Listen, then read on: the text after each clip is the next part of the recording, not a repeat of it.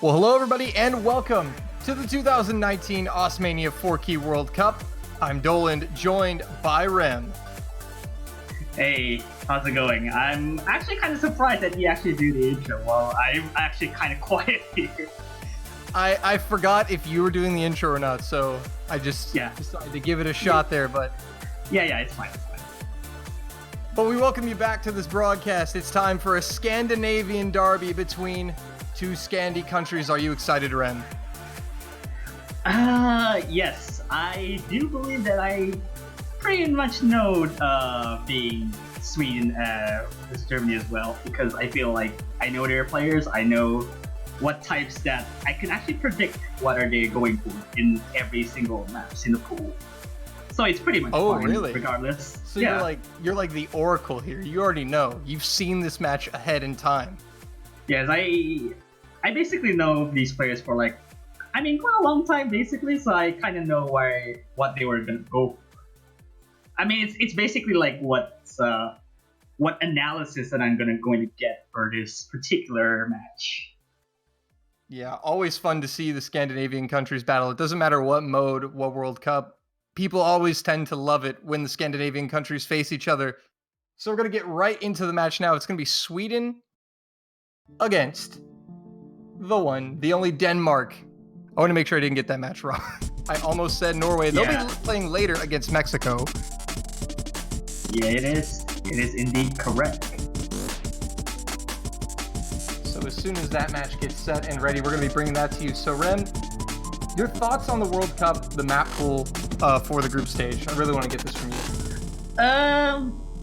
I guess in a sense that this particular map pool since last year, this one is I guess a bit better. I mean, it's better to say the least. It's better than last year's. Last year's was kind of nightmarish to play through, I guess, just because it's strictly less diverse, just because there's ag maps which are LN heavy, and there's introducing jacks early on, while this map pool doesn't have any that is stringently heavy core jacking of some sort. This is basically pretty much balanced, and more likely players will be able to catch up for the skill sets where they're going. I see. So balanced map pool here for these teams coming into the warm-ups here, and a little bit of a Gucci gang coming out here. I don't know whose warm-up this is, but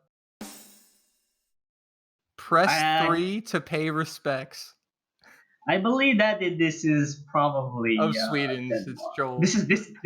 This is Denmark, because I feel like it's mapped by Joel though. Yeah, it is. I thought it was it switched over, so I guess that's something. I guess. Really? Interesting tactics there, but Joel's scroll speed. Okay, actually, Vortex is now Denmark right now. I'm actually surprised. Is this just a warm-up of triples? Oh, nice. This is scroll free again, isn't it? Okay, boys, we have some god tier mapping on display.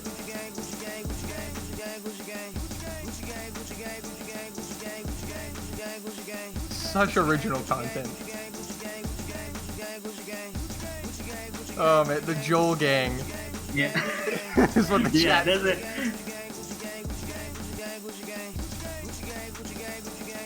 This is prime quality. How long do you think this took to make? How long do you think this map took to make? More or less 15, 20 or so, because this is just third column, and you can just literally copy paste it. These guys are warming up their third column finger. Yeah, I mean, it's coordination still. I mean, you're gonna need that key.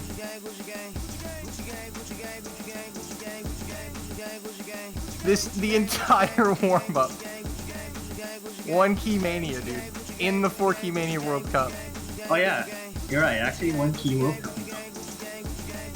Wait, there's a 1-Key World Cup? Maybe.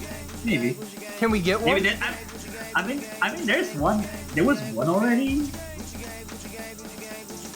Oh my goodness. So Sweden and Denmark getting set for this amazing warm-up. We're gonna have one more warm-up after this, but Rem, where are the strengths on Sweden's side? What are the fans gonna be looking for on the Swedish side? Who's gonna be the players they need to look out for? Well, I guess given Sweden being like a low seed and then Denmark's being the unseeded, I suspect that Sweden will probably just go a bit more to the technical side of things.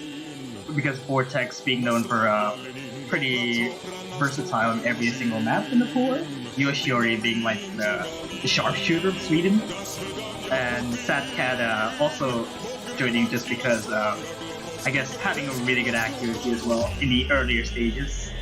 Denmark, however, has still a really decent team for this year, even though they only have like 3 man in roster. But Joel and Croy being like the one of the most potential men to come by, and it's no slouch at all for having those 2 in the team. So just for everyone's information at home, these teams are switched now, right? It should be switched. Yeah, they're switched. Yeah, it should be switched, but I don't think. I was like, some people watching this match may not understand that Vortex, Satcat, and Yoshiori are actually the Swedish team. They're just swapped on the screen right now. But I'm sure we'll get that fixed before the actual match starts. Into the second warm-up, and this looks like another masterpiece. Yeah, this is Swedish warm-up. Not too surprising.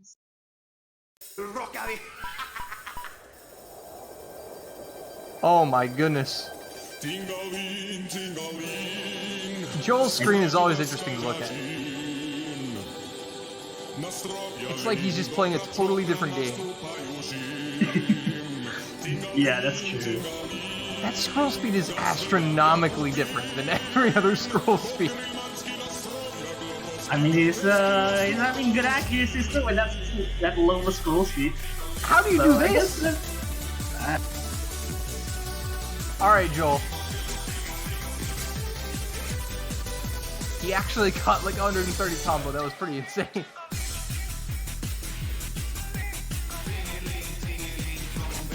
And so this warm-up actually being kind of more like a realistic warm-up than just a third column single tap. Yeah, I like how the when you have like such low scroll speed, those long nodes are just like stack up onto each other, on top of another. It just looks like a different language compared to the like the other 5 players on the screen.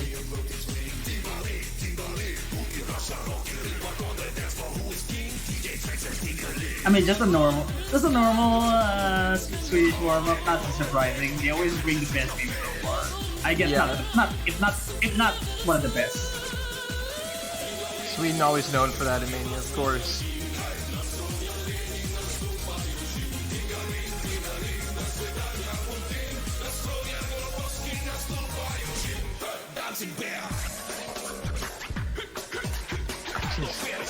I just can't imagine how Joel's playing this. How do you play like that? He's just like pressing 4 keys and hope for the best, I guess. Because like that's low of a scroll speed. I mean, that's just how I play Mania. Thinking. But oh my lord. And he's hitting them. He was hitting them. He was hitting them, folks. I like how they actually learn the SV's kind of particular occasion of warm-up. Yeah, definitely. But a lot of players actually struggling with this. Is a very difficult warm-up, as you can see. That's just ridiculous. Yeah, just full inverse. Whatever. Because that's okay.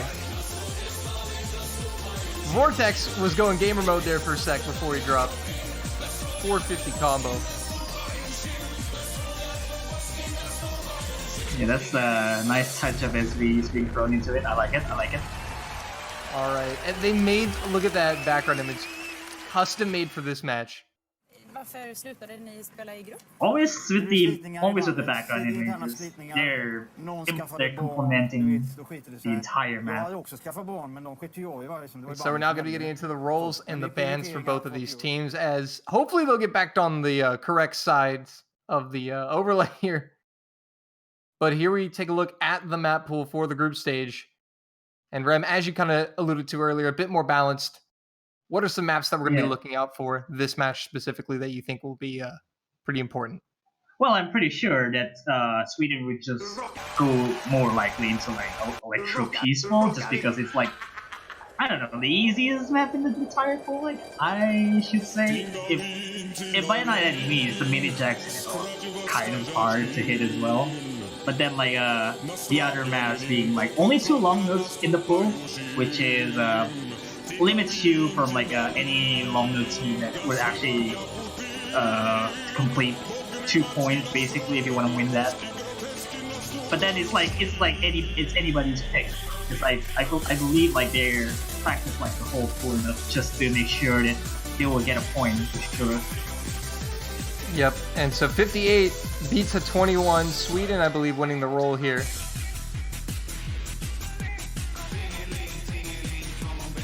As they still have yet to switch sides.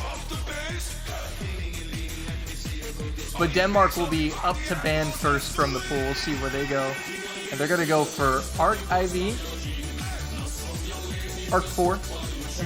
Yeah, I mean, I guess it's fine. It's all right. I guess just being one of the weirdest tech pick just because it has like staccatos in it, which are really hard to act. I personally find that myself really hard to get that like properly. And now Sweden will have the next ban, but I think the referee's trying to get them both teams back to the proper side still. But where do you think Sweden is going to go here with this ban? Not. Hold on. Thinking he's stumped. Yeah, I guess at this point I'm actually not trying to predict anything too soon, but I guess we'll see about that. Just because I clearly know. Yeah, they will ban sorry to cut you off there, but they're going to ban Apollo 11. I mean, I guess that's fair too. Apollo 11 has freaking bursts in between jump spins. It's not even like an easy map to do on it. Because we already see like a couple teams get like victimized by difficult bursts in between jump spins at the outro of it. So it's a little bit of a turning point in that kind of map. And Sweden will simply respond to their first pick with Batter Up, so it's going to be Batting Show, Perfect Vision. The opening pick mapped by Daiki. Yeah, I like how they utilize like the very first pick being the SV memorization.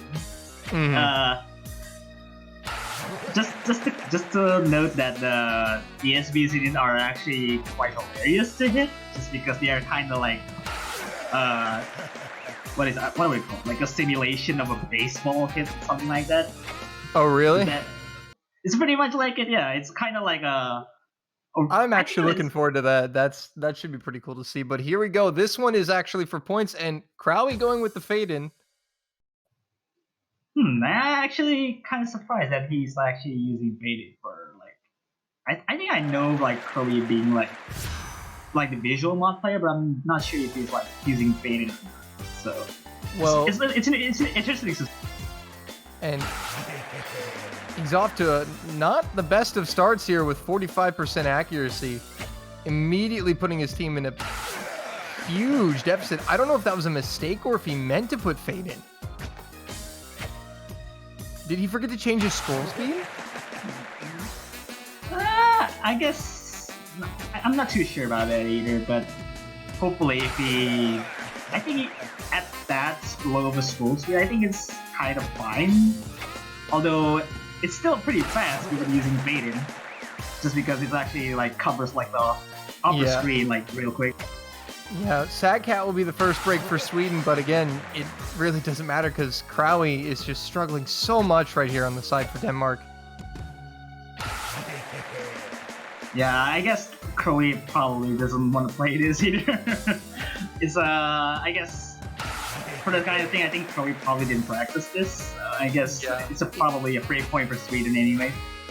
It just could be the fact that they couldn't play this or the other map that they banned in the pool, and Sweden have caught them out on it. And for Sweden's first pick, it's going to be a resounding success as Vortex and Yoshiori still holding on to the FCs, and brilliant act at that. 98-8 for Vortex. And Nibe is still holding on to the combo. And Crowley's going to actually fail out here at the end. Sadcat with a break. And Joel, but that's going to end it. Sweden go up 1-0. Yeah, already already solid victory just because of the map itself by nature is already hard to hit. I mean, just getting good scores on it is just really hard, despite like the very high OD of 10.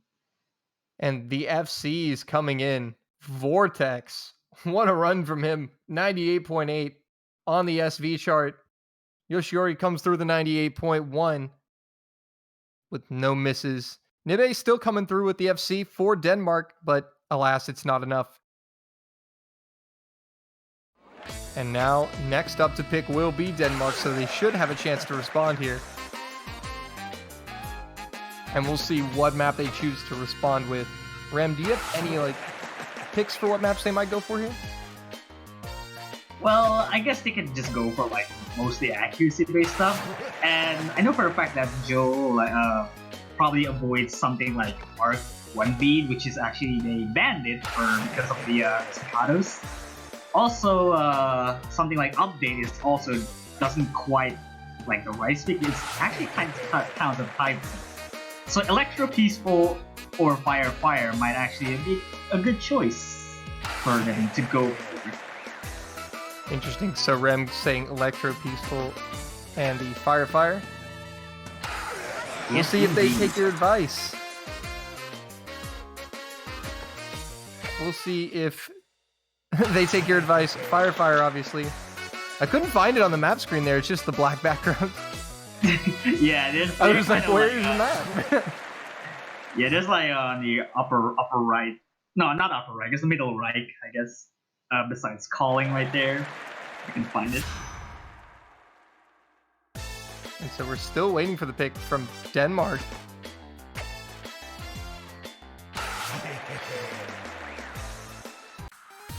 And again, Interesting conversation. Oh, Electro Peaceful. All right. Yeah, that's I mean, already expected pick regardless, because easiest rice pick to play. Even and even arguably probably the easiest to add as well.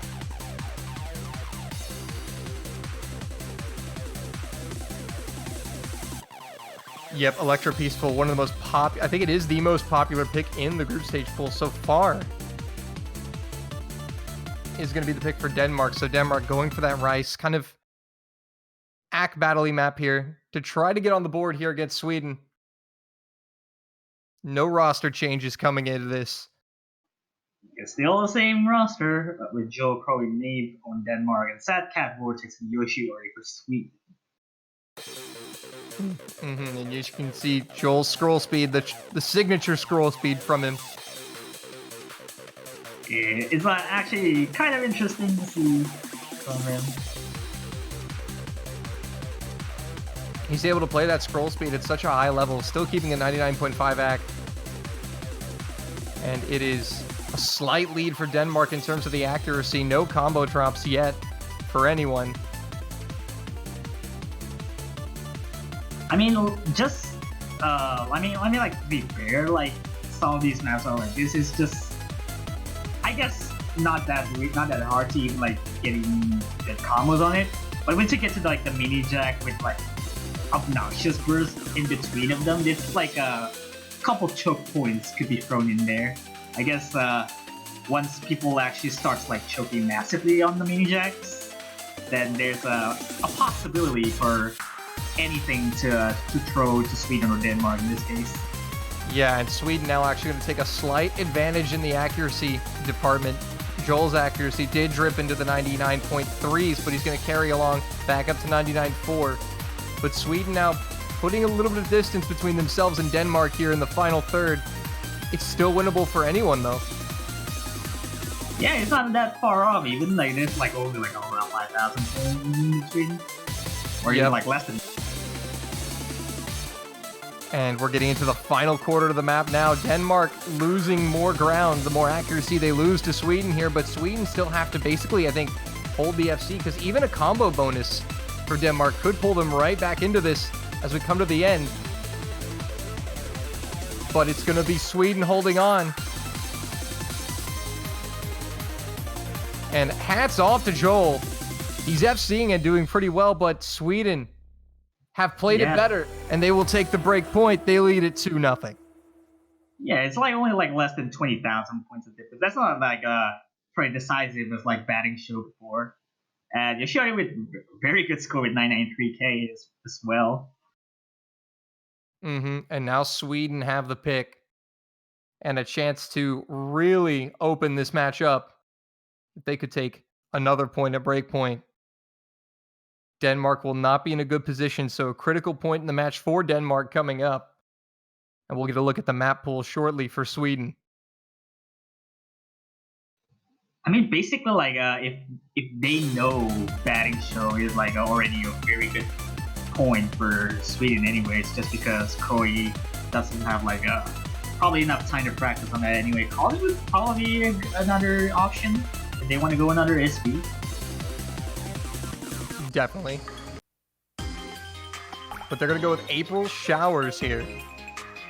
Oh, okay. Let's going to a different route, which has now is becoming a long node map now. So April Showers, the pick from Sweden. Once again, we're not going to see. So far, we still haven't seen a single substitution yet. Well, I mean, to be fair, Denmark was only like 3 players in the roster. And Yeah, Sweden Denmark. has, I guess 4 or 5. I'm not too sure. I was like, I think probably Sweden has 4 more than 3. I was like, I know Denmark doesn't have more than 3. Yeah, it's just kind of unfortunate to see that Denmark doesn't have any substitute players for that. So I guess they're gonna be stuck in with those 3 players, which is a bit of a shame, really. Unfortunate, but Denmark will carry on. Here it is, the third pick of the match. Sweden picking April Showers.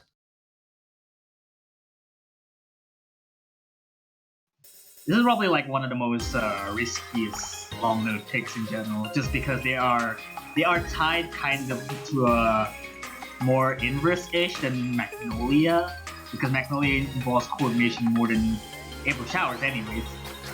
For the least, for me, I guess. Yeah, and at the start, it's going to be a slight accuracy advantage for Sweden. No combo drops early on. But Joel's accuracy is tanking, and that is going to result in a lead on the scoreboard for Sweden. But Denmark basically are just going to need to see some misses from Sweden.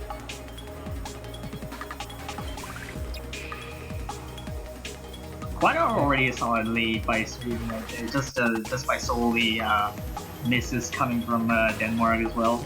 I guess to put it that way, accuracy was already far ahead for Sweden. Yeah, well, I mean, Denmark do have a 98.6 from Joel, and he's dropping 4. But Nibba is going to break for Denmark, and that's the first miss of this round. And now Sweden going to extend the lead just a little bit further. And they are now cruising halfway through this one. Nibba will break once again.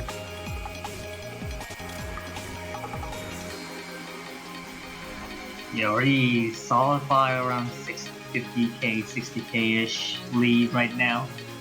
And It's Joel, already a commanding lead now, right now. yeah, very commanding lead for Sweden. And Joel now missing for Denmark. Only 1 FC remains. Nibba will break once again. That's probably the FC for Denmark at 99 accuracy, basically. Triple FC for Sweden, though. And it's Yoshiori who's got the highest stack at 99.2. Coming to the end, it doesn't look like there's much Denmark can do. Sweden playing some very strong Osmania here and have opened up with a 3-0 lead over Denmark. Yeah, that's already like more than 80K difference right there, just by solely misses coming around, and pretty solid scores from Sweden as well. Yoshiori with being the MVP there. Yeah, and actually Krawi will just beat out Vortex by a couple hundred points. Look at that accuracy difference, 0.01. But Sadcat and Yoshiori coming through with 99% accuracy FCs are going to put the point on the board for Sweden.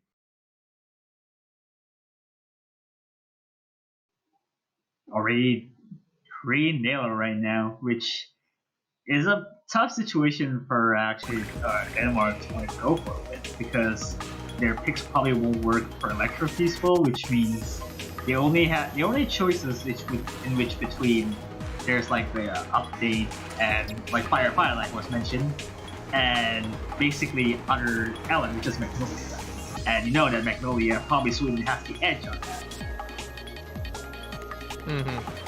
But for Denmark, this is a very important pick because if they don't win it, it could be their last pick of the match. Because Sweden will have the pick next, and if they take this, it'll be 4-0. But Rotary Slicer's the pick from Denmark. Actually, an interesting choice. This is probably like the one of the, I guess, the unorthodox tech pick of the most of in the map, or at least has a unique BPM in that sense, and it's pretty tricky to get through. I can say that at most. Yeah, and that might make sense as to why Denmark had picked it, because it's kind of their all or nothing pick here. If they don't score a point here, they may not get another chance to score a point in this match. So kind of going all in here is Denmark.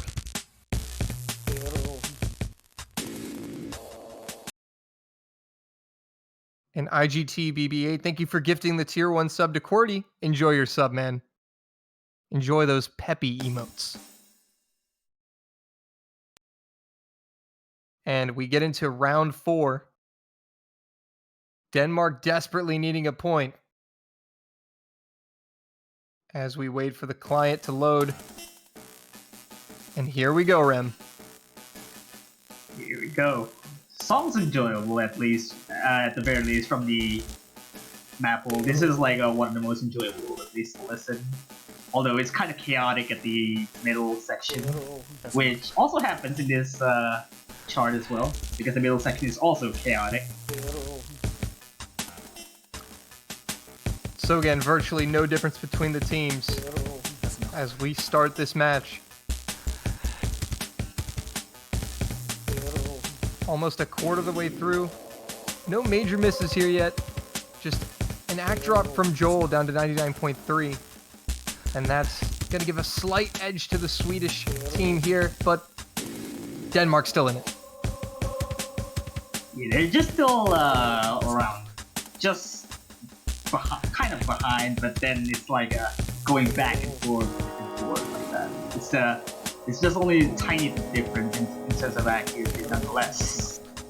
Yeah, and that difference is going to be Joel for the 99.4. He is recovering his accuracy, though, so that difference is slowly going away.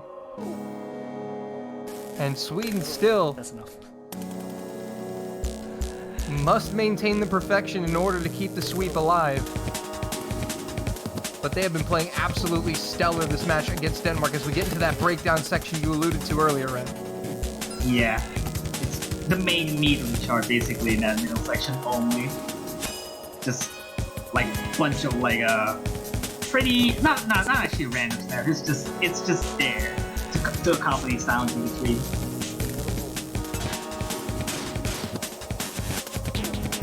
Definitely the tech pick as we get into the final third of the map, and Denmark is trying to hang with Sweden, but Sweden have pulled away. Crowley with a miss for Denmark, and Sweden now really opening up the lead, and this could be the last chance for Denmark.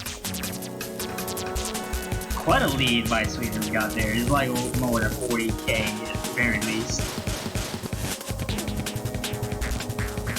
Kind of like still struggling a little bit behind in terms of accuracy because of this like continuous streams which have uneven snaps. But it's Sweden who's held better accuracy consistently over the course of the match, and haven't found many misses at all, and that's why they've been ahead. Denmark trying their best to give chase. That's enough. Nibba and Joel still with the FCs trying to keep up, but Sweden are going to bring home their 4th consecutive point, their 2nd break point, and they now are at match point. They'll lead it 4-0. Yeah, with being a tough situation for Denmark right now, they're already like down 4, so they had to like probably have to give it on their pick to Sweden anyways, because Sweden has to pick. So anything that what Sweden are gonna pick is probably gonna be favoring Sweden anyways, or at the very least, Denmark will try his best to take a break point in that sense. Yeah, everybody coming in with an S rank, though. Pretty impressive stuff. But Sweden now with a chance to put the nail in the coffin here and seal the deal. And for Denmark, it's all or nothing here. They're going to have to try to reverse sweep from this point to win the match.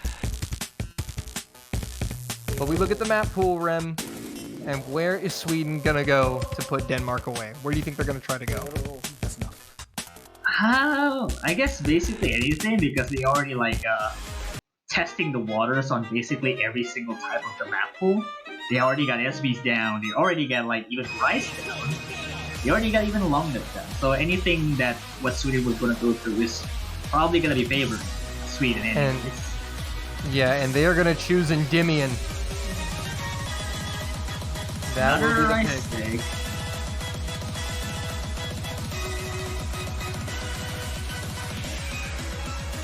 It will be like the most, I guess the most constant speed in between, but not that really fast. It's just like kind of hard, but it's not. Just because the sheer accuracy in high BPM kind of makes it a little bit difficult to do. Well, here we go. Round 5. Sweden lead 4-0. Match point. They win this. They win the match. Denmark need something. They need anything, but they need it now. Their last chance on the line here.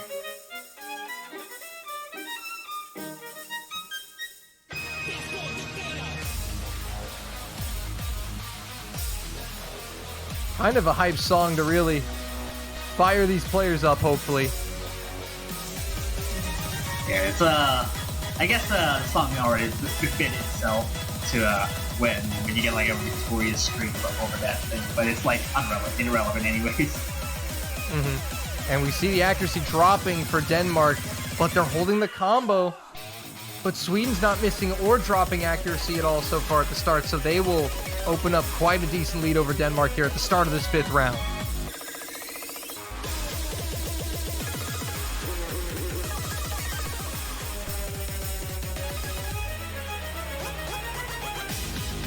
Already building a solid foundation for accuracy Sweden side, which Joel is going to find a miss. Yeah, it's a bit unfortunate miss to drop right there.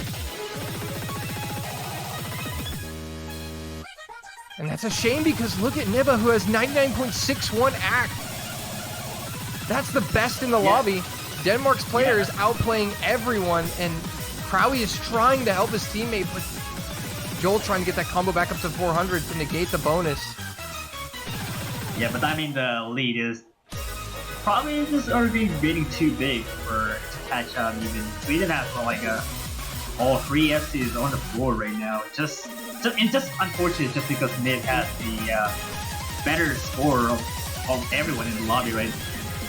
Yeah, well, Sadcat now rivaling that, but Nibba is right up there at the top with Sadcat and Yoshiori battling for the top score in the lobby, but Sweden pulling away. Nothing Denmark can do. Yeah, and that would be the final point for Sweden. And that'll seal it. Sweden win 5-0 over Denmark. They take the win, get the sweep, and that'll be good for Sweden's tiebreakers in the group stage. Denmark are not eliminated, though. They still have several more matches left to play this weekend, and they still have a chance to advance. But that's going to do it for this match, Rem. So what'd you think of it? Yeah, that's huge props to like every single person in the lobby. Actually, they actually playing fine and they're playing really good for to help the carry their team is to victory. Unfortunately, Sweden has to take the reins for it, and just because of having a little bit of a substitute in between a bit. But regardless, Sweden's playing the best out of them. Yep, so there it is. Sweden, your winners here in the Scandinavian Derby over Denmark. That's going to do it for me and Rem. But more 4Key Mania World Cup action is coming your way in 25 minutes at the top of the hour. It'll be the United Kingdom taking on Switzerland. Juan Crystal and JB Hyperion will be there to cast that one for you. Well, Rem, it was fun. Yeah, it was really fun just to showcasing these players in the actual match. Just always fun. Well, guys, we want to thank you for watching the 2019 Osmania 4Key World Cup, and we'll see you in 25 minutes for UK and Switzerland. Don't go anywhere. Peace.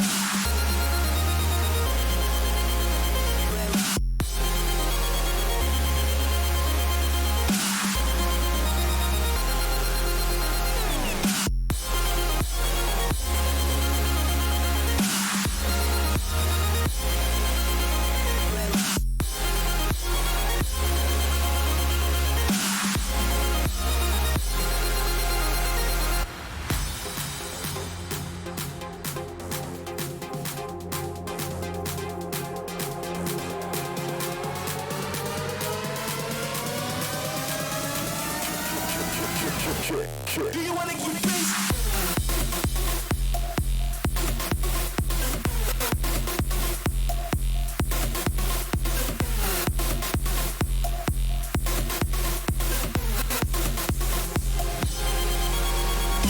Good morning, good afternoon, good evening, and good night. Welcome back to the group stage of 2019's Mania World Cup 4-Key. I'm JB Hyperion, joined by Juan Cristal. Had some excellent matches so far today, and we're ready for some more. How are you doing, Juan?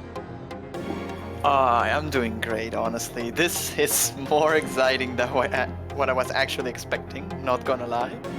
Like, I was expecting group stage to be pretty hyped this tournament. It always is, because, you know, all the fact that you have a ratio accuracy that is not just like you double S and you get the max score makes score difference between some teams so minor that it gets ridiculously intense, and every single match so far had a little bit of that. And yeah, we've seen some pretty close matches. We saw 199 in Indonesia versus Thailand, then 84 for Australia and Japan. It's gotten really intense, really tight. It's great to see that the level of the teams is so much closer than in previous. Yeah, definitely. The high seed versus top seed competition, especially on the groups we already saw, was super close. The low seed versus high seed one is also a pretty intense fight. I'm very curious to see matches like Germany versus Argentina or Russia versus Japan. Those kind of matches are going to be very intense too. And right now we have a top seed versus low seed matchup, I believe. Switzerland is a low seed, I'm not quite sure. Switzerland is an unseed. I think Malaysia is the low seed in Group B.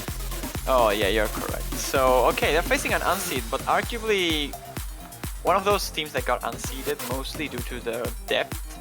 Like, they only have 4 players, and Gamer, Doere, they are both very good. Like, Gamer is mostly a 7-key player, but his accuracy somewhat transitioned well into 4-key, and so did their long note abilities. So I can see Switzerland maybe trying to approach long notes against the United Kingdom, which universally know as the team that's weak at long notes, but very strong at anything else. So we might see something interesting this time around, even though it's a top seed. For a little bit of recovery, they unfortunately lost 5-0 against the high-seeded team in Group B, Indonesia, a little earlier today. United Kingdom playing their first match of this 2019's group stage, so they'll be looking to get off on the right foot with a strong performance here.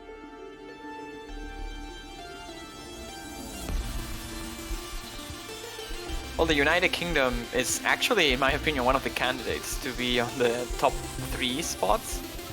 Like, usually the 4-key World Cup, it's a fight, a battle for the second place, really. Like, Korea is always so much better than everybody else, so is Japan in Taiko, for example. This time around, teams looking quite more close to each other between Brazil, the US, South Korea, even the United Kingdom, and now Thailand as well, joining that bunch of teams that are very scary. So I'm quite excited to see if the UK can perform as well as they will do in late game, but on early game. I know So Fast is very accurate, so is Pope, Gadget, and Pikachu Unique, so we might see some crazy scores by them. But again, we have to see if their versatility is up to their standards, because that's always been the issue with the UK. Yeah, it's very easy on some of these group stage pools where everyone is kind of pretty confident and pretty capable of doing most things. You can lose a match by the tiniest of margins if you just slip up a slightest amount. So even the top-seeded and high-seeded teams that, you, as you said, will be favored for kind of going a long distance, maybe even reaching the podium, they can't let their guard down because everyone is playing at such a high level this World Cup. I mean, you can just see the example of Australia this time. Like, they won against the high-seeded Japan, but they lost against the low-seeded Russia. So, and that puts them on a very tricky spot now because they basically depend on the result of Japan versus Russia to qualify. If Russia beats Japan, they're good, but if Japan beats Russia, then they are out. And it might be, I think, will be the first time in history that in 4-key we see a top seed team and being eliminated on group stage. I believe Brazil was the closest one to happen back in 2015 when they won a tiebreaker against Singapore that qualified them through the round 16.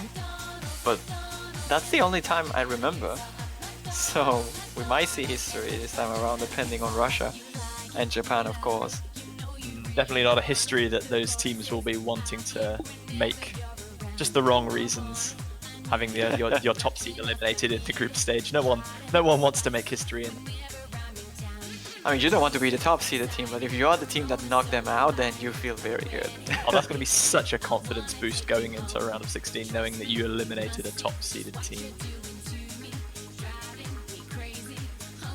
But well, stop talking about Australia.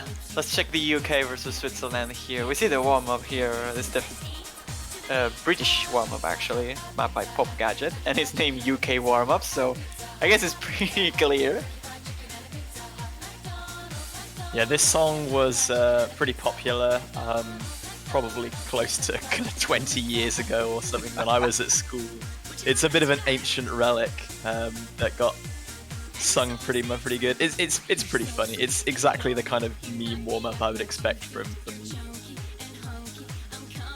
Yeah, I know you're used to like Catch, and the memes from Catch are pretty real too, but if you're gonna follow this tournament, you'll notice that we are so much ahead of every single game in terms of meme warm-ups. I hope you can enjoy them.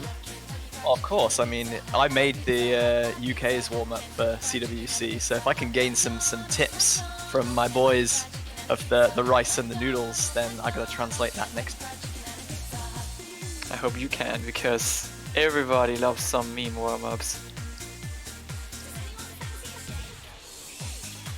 Like for example, if I had to rate this warm-up in a meme scale, I'll say it's a solid 6.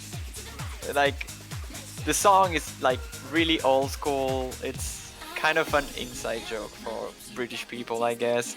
But the map itself is just a normal map. It feels like it's actually attempting to be a serious map, so I cannot really give points to like pattern memeing. It's just the song choice that is the meme. Yeah, the song is 100% cheese. I'm not referring to the cheese in the background.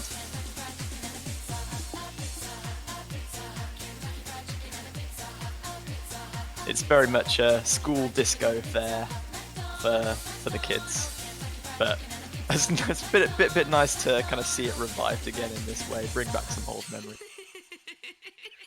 I like the background though. The background is pretty good. Nice 1-200 play there by So Fast. Not having the best ratio by about 3 300s actually, but very good score, 992.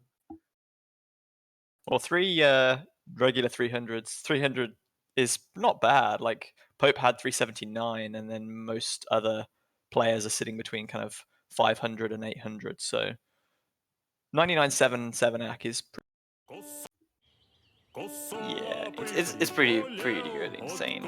I will say actually, but the map felt pretty slow. So I mean, it's a meme warm up. You don't really want to aim to get a ridiculous score on it. It's always interesting to see how different teams and different players approach their warm-ups. Some use them to kind of test play things that they might be likely to play in the match. Some of them use them to throw off their opponents, and some just want to have a bit of banter, have a good laugh. And it's always nice to see as well, because although everyone is obviously competing for the win and that hot prize pool and the champion tag, it is important to have fun as well at the end of the day.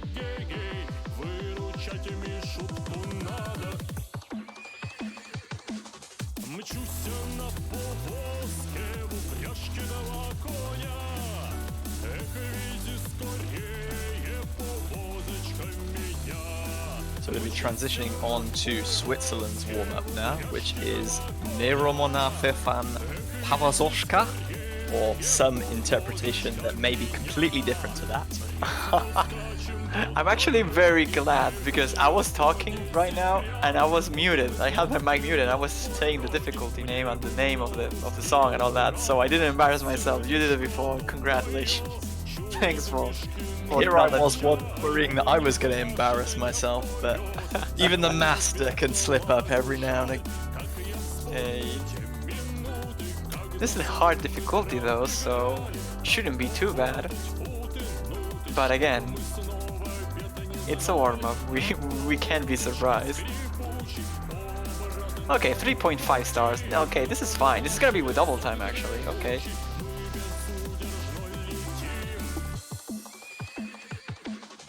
Double time warm-up is definitely not something that I see very often in warm-ups from the catch perspective. Is it something that's fairly common in Mania now that obviously double time has not been really. buffed significantly in recent years, with obviously it now giving plenty more PP than it used to do? Oh, yeah, definitely. Like, double time has become a lot more popular since the introduction of double time PP, but you don't really do double time for warm-ups because, like, you can just put the faster song, and in general it's just meme, so you don't want to double time a meme because then the meme is shorter. But yeah, eventually happens. I'll say maybe like once per stage would be at most the average we see. This time it's probably just a weird warm-up. Like it's just like, let's just get it off the way, play with double time. It actually feels pretty comfortable to play with double time. The patterns are pretty linear here, so this feels like a serious warm-up, but with a Polish song or Russian song in the background. And it's very copy-pasted all the way through the map. It's like the same thing all over again, all the time.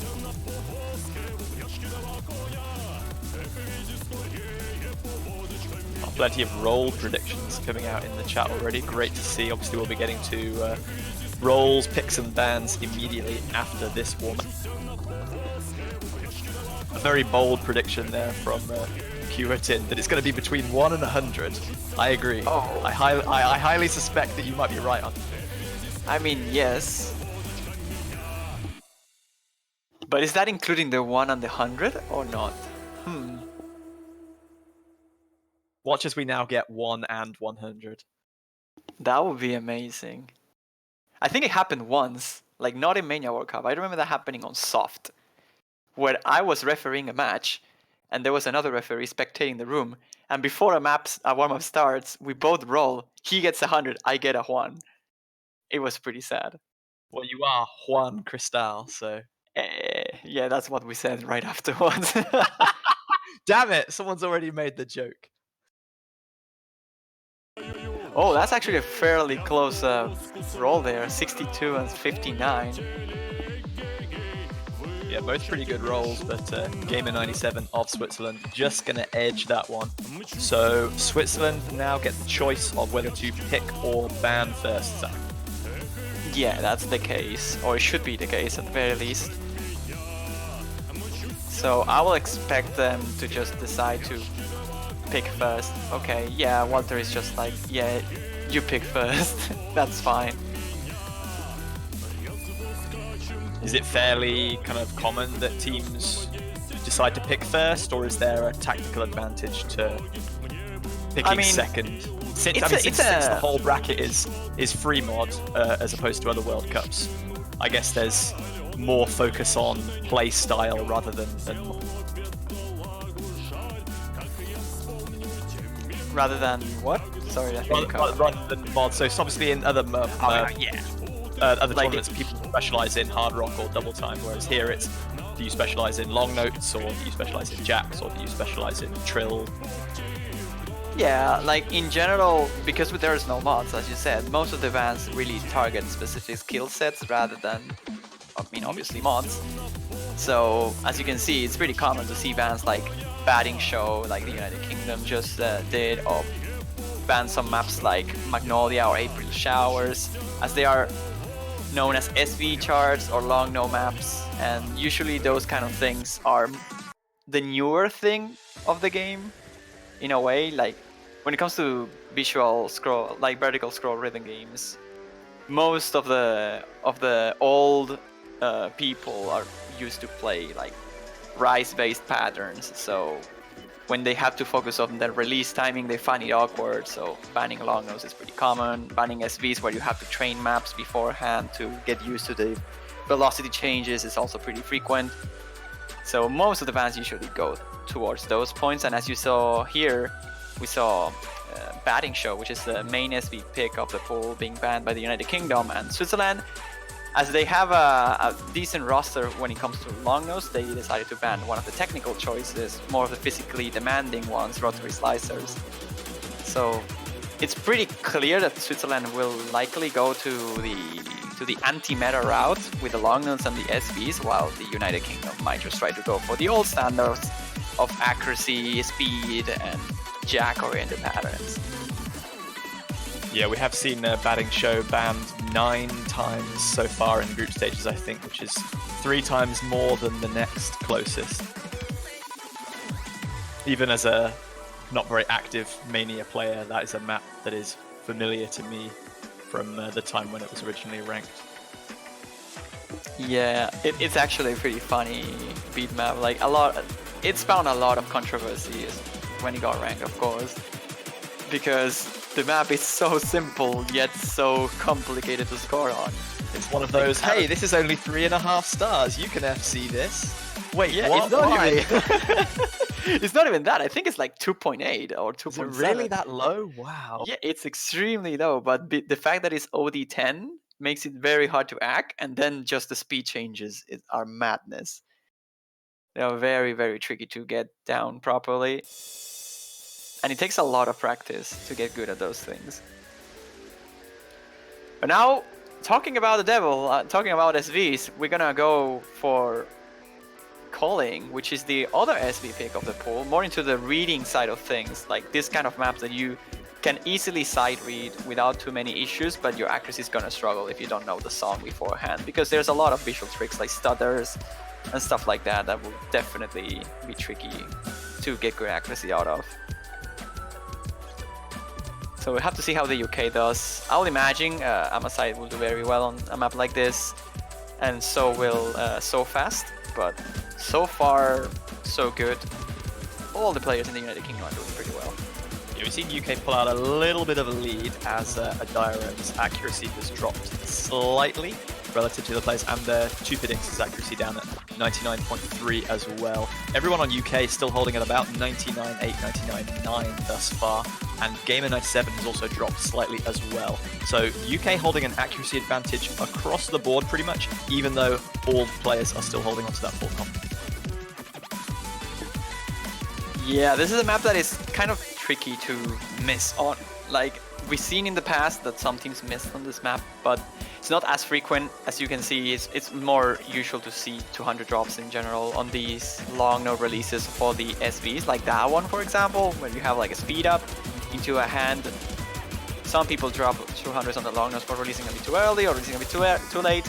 This is not the case for the United Kingdom at all, as they are, every single one of them is still V1 double S-ing the map, doing incredible work there. Switzerland trying their best with their FCs, but their accuracies are subpar in comparison to the top seededs here. You can see them dropping 200s eventually on the speed changes, especially 80 is having a lot of issues there with the accuracy. Yeah, we can see quite a lot of stutter patterns coming in towards the end there, but that's going to be a fairly comfortable opening win for the UK, taking the break point on Switzerland's pick to go 1-0 up. And there's some great ratios coming out of the UK there, just 85 300s for So Fast, and then 100 apiece for Pikachu Nick and Amethyst. Yeah, very solid ratios there. Mostly their consistency is what makes the United Kingdom a pretty scary team on the early rounds.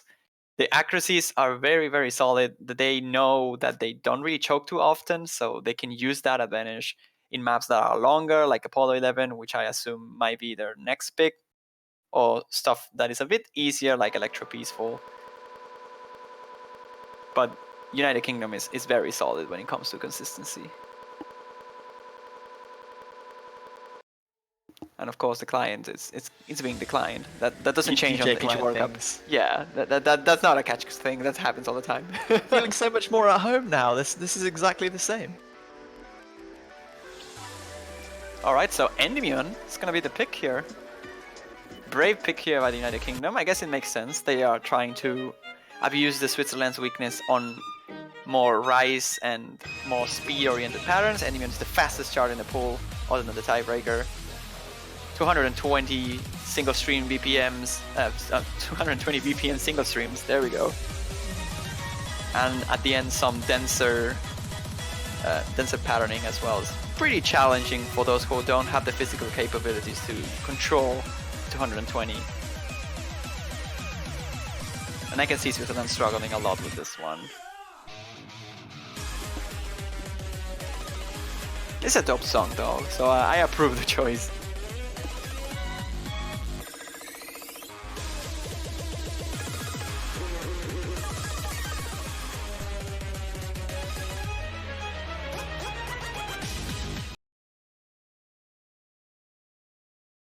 Meanwhile, on the other side of the globe though, we have Chile versus Finland playing each other. Chile is winning at the moment, 2-0. They just took Endymion by 53,000 points on their own pick. So looking quite solid early on into this in this group. It's the first time they are playing, so it's good to start with a win. It's quite interesting to see actually both of these matches that are happening parallel. Both had the same first pick and the same second pick. Yeah, I think you can statistically analyze how picks work in general for Mania matches, and it's fairly common to see the SV chars being the first one to be picked. The only scenario where that doesn't happen is when the SV char is like oriented to be technical or oriented to be more physically demanding. In that case, it ends up being picked last. The SVs are never a thing you're gonna see being picked on the middle.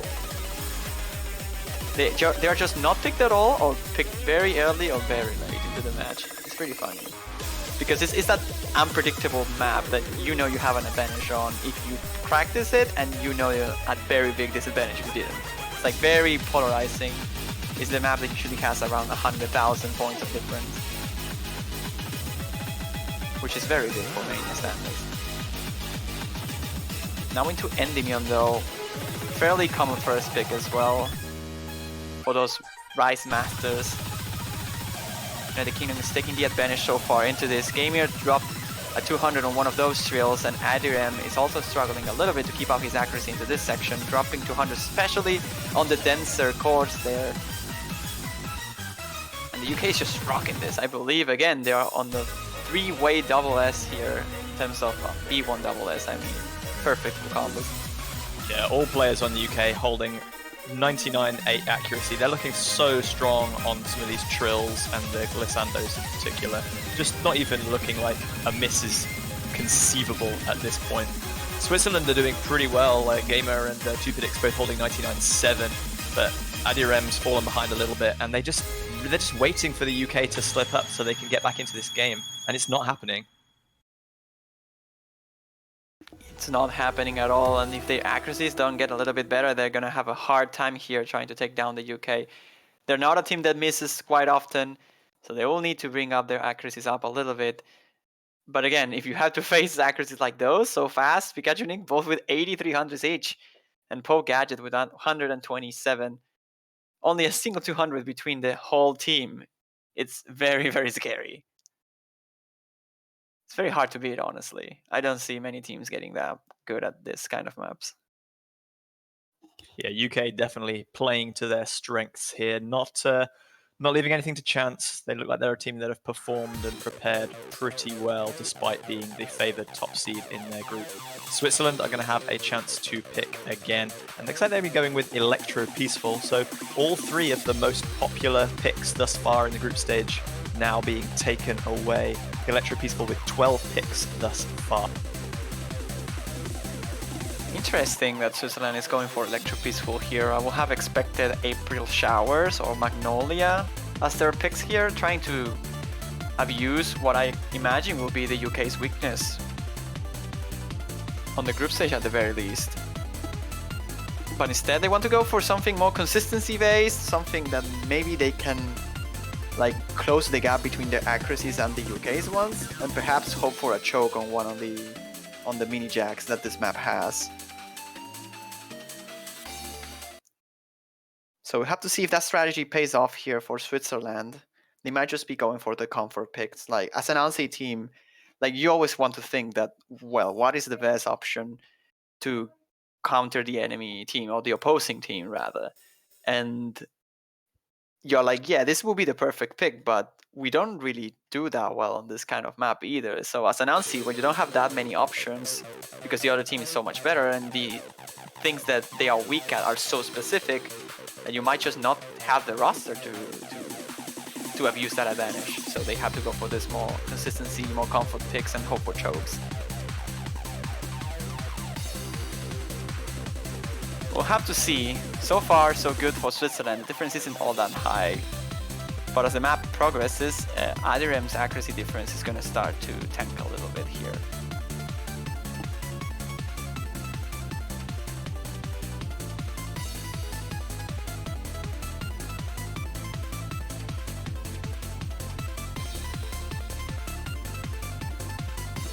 As a review, you're just seeing the accuracies from the UK and like, how do you beat this again? 99.93 is the slowest accuracy in the entire team of the United Kingdom, and that's very ridiculous. Is Popo the 99.97 or that's an 87? I think that's an 87. Okay, yeah, okay, that's fine. I was like, wait a second, 997 is a bit too much. I wouldn't saving God mode for later on when he really needs it. Oh yeah, that makes sense. As I was mentioning here, the mini jacks are not really proving to be any sort of difficulty for the United Kingdom. Switzerland though is holding relatively well here. 2bit. It's matching Pope Gadget, and Gamer97 isn't all that far behind, but then again, the United Kingdom is about half a percentage ahead, and that in Mania is a lot of points that you cannot afford to lose. No misses are happening from the side of the UK, neither on the Switzerland side actually, but when it comes to accuracy, UK is just a straight up better team. Yeah, both teams looking super consistent right now, but unfortunately UK just edging ahead with the accuracy and those ratios. So they're going to take a second break point to go 3-0 up. Switzerland are not out of this. They're not losing by large margins, really, but if they're trying to pick into UK slipping up in terms of consistency and making mistakes, I don't know if that's the wisest strategy given what we've seen from UK thus far, but maybe it's their only option. Yeah, I don't know. It's pretty remarkable though, the fact that we have seen like 3 maps being played and not a single miss so far. Which speaks quite well for Switzerland. Like, they are not struggling, at least combo-wise, with this map pool, and that's saying something. Like, maybe against the UK they are struggling a little bit, and they lost the previous match as well, but again, if you're for comboing everything, eventually the other team will choke, and you'll have some chances to capitalize on. And it's unfortunate that Switzerland doesn't have like the accuracy component to push them up a little bit higher, because the consistency is quite well made. Like, every single map they have been full comboing everything. They're going, oh, UK is actually going for Magnolia? Is this a dream?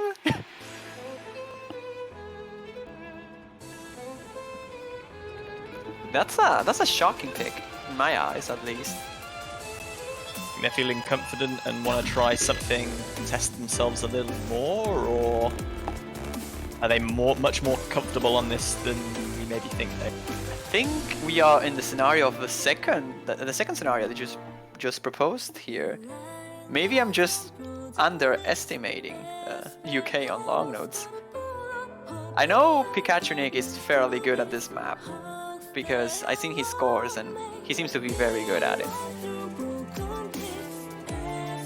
So maybe, just maybe, the UK is actually a pretty good team early on with the long nodes. We'll have to see. If they're planning to go long into the competition, they'll have to come against teams that are much better at long nodes at some point or another. So if they're feeling confident enough to give this a try, then hopefully it'll be good for their kind of practice and preparation going forward.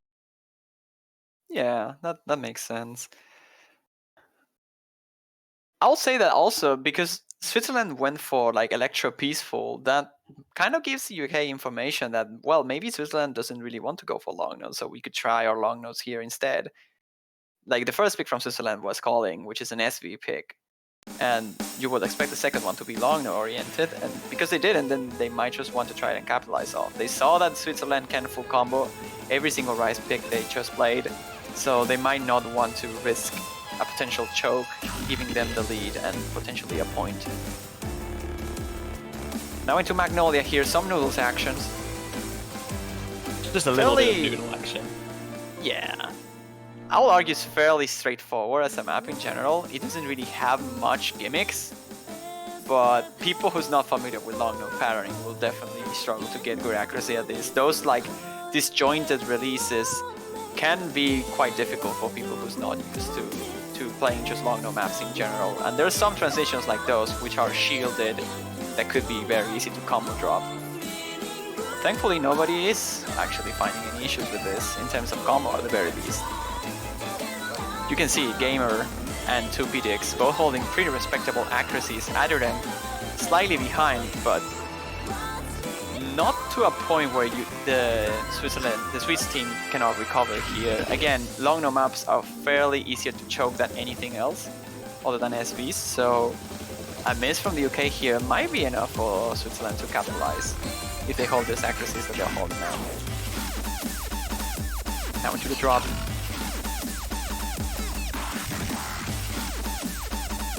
Seeing a small smattering of 200s here and there as long notes are released slightly too early. Those staggered ends, as you were talking about, proving a little bit problematic, but honestly, everyone looking like they're holding pretty well through this.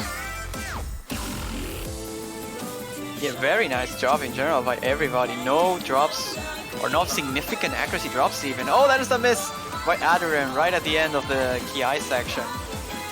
Kind of unfortunate there, but at the very end, it didn't really matter. UK is just ramping their advantage up as the accuracies just go higher. Amoside, the long no carry for the United Kingdom, holding a 99.88. That has to be like 120 300s, which is very, very insane. Even more than that, actually. I would say 105, maybe? No, 117. Okay. That's very good accuracy for this kind of map. Yeah, Snaggles with the nearly 300s and that 1-200, dropping accuracy slightly compared to the great consistency we've seen from UK thus far, but it was nowhere near enough to put a dent in a brilliant performance otherwise. Adurem with just the 2 misses and the several 200s as well, struggling a little bit, dropping down below 99. So again, Switzerland looked like they were in touch for a decent part of that one, but just not able to outdo the British. And so they are now on match point.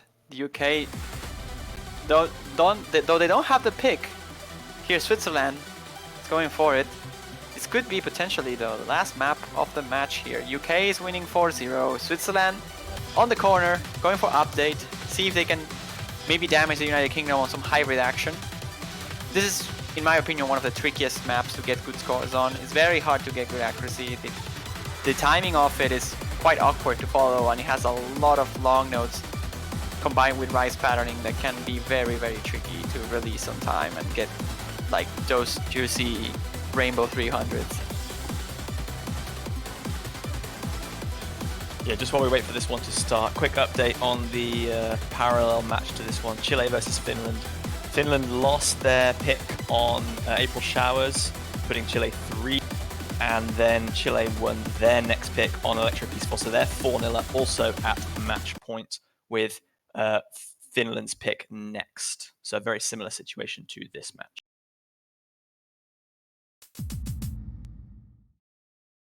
Alrighty then, here we go with update. I think this map is actually going for rank. For those who are interested and want to follow this one, I think it's fairly close to hit that. So we hope that after the group stage is over, he can like make the last adjustment so he can get this map ranked, because it's actually a very fun map to play. Other than how hard it is to get good accuracy out of it, it's quite funny to play. I enjoy it. Obviously showing its worth by featuring in a World Cup. There's only so many slots and plenty of maps out there vying for them, so I think it's a good honor to have your maps featured in a World Cup. Absolutely. Oh, while you were talking though, so fast, dropping the first combo in the entirety of the match for the United Kingdom.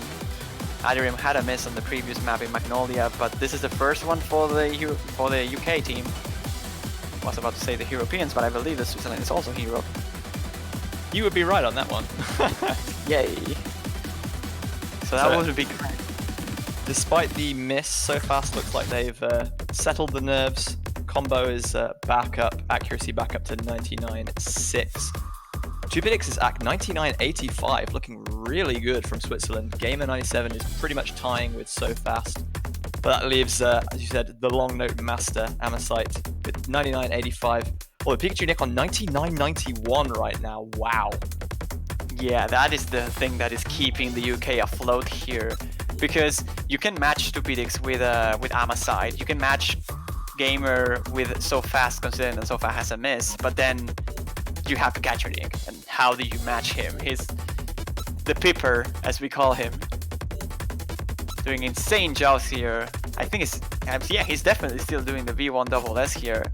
And into this long notes, managing to pull that off, it's very incredible. UK will take this point and the match. 112 regular 300s and a V1SS for him, 996. Insane score. They are so fast hitting the miss on the 200 and the 100s in the early beginning, but still with also amazing accuracy, amazing ratio. The UK comfortably takes this match with only a single miss in the entirety of it. Yeah, great performance by UK. Good, strong start to their tournament, taking that first match 5-0. They've got Indonesia and who's the fourth team in their group?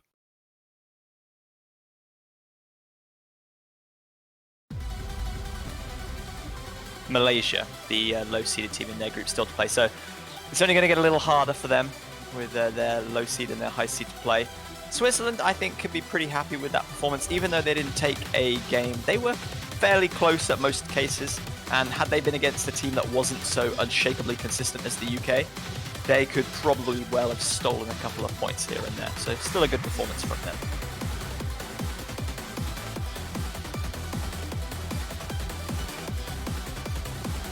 And in the meantime, Chile have also completed their sweep over Finland 5-0, taking that victory on Apollo 11.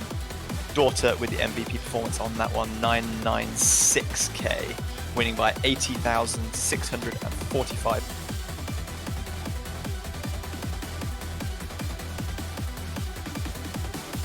That's going to put them to a strong start in Group F.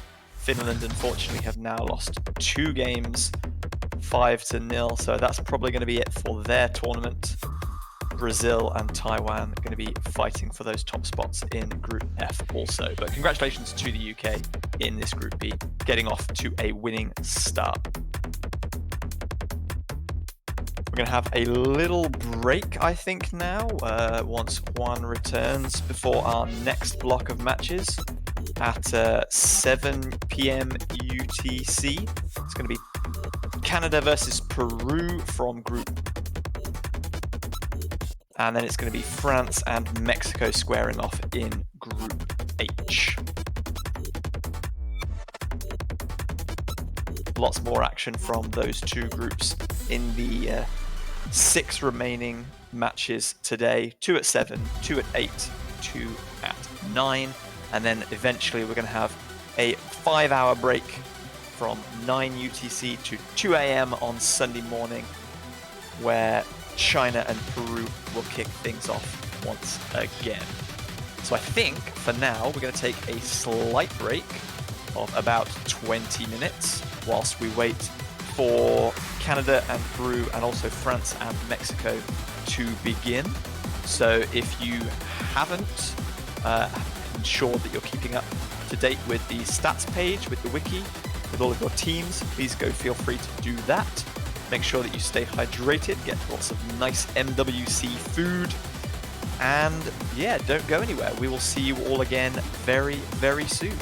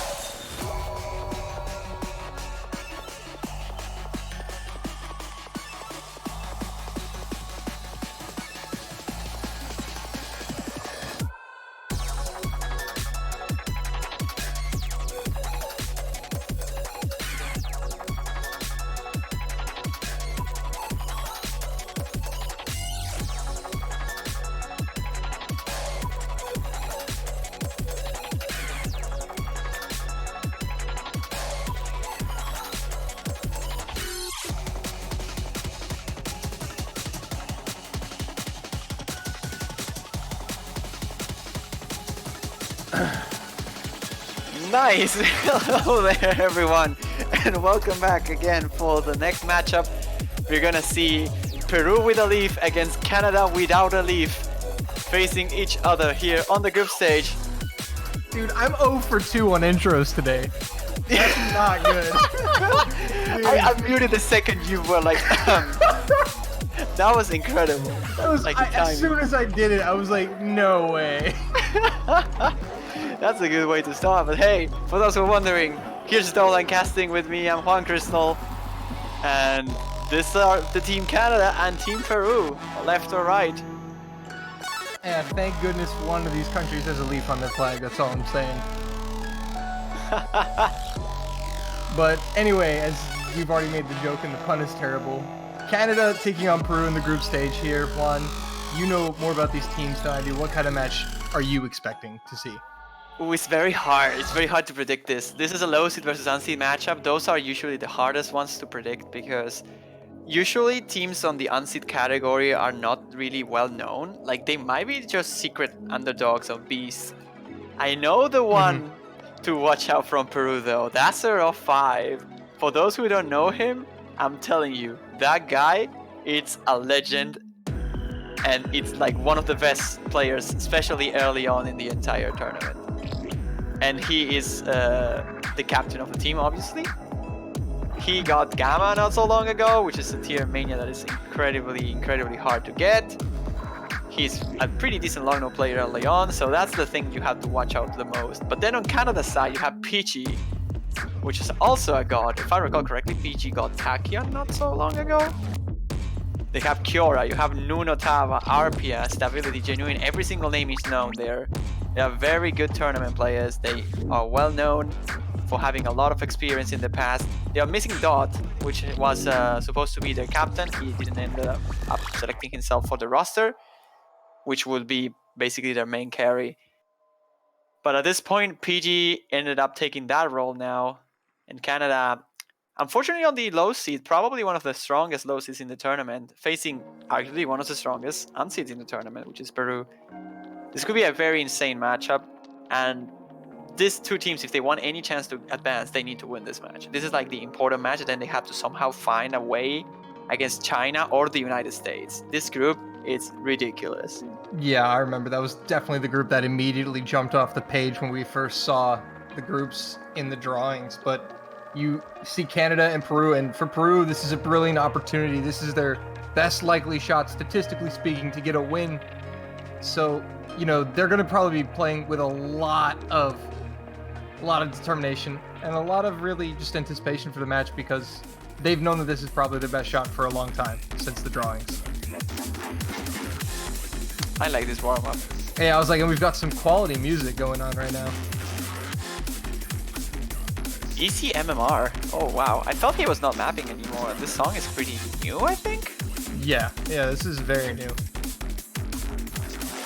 I would say relatively new, not very new, but... Okay then. So we're seeing Alice GD on the right side. We're still waiting for the rest of the Peruvians to show up here. We have Genuine, Stability, and Kiora on the left side for Canada. And there is Daceros, still waiting for one more player to show up here. And I'm also definitely sure that when you think about it, that Canada and the United States have got to be watching this match as much as they can, because this is going to be a match that both of those teams are going to gain a lot of info from about both teams in their respective groups. Absolutely, like they really have to watch out for these two teams. The obvious choice that you want to like analyze as much as possible is Canada. But honestly, you have already enough information about Canada. They were top seeds on the past. They were top seeds last year.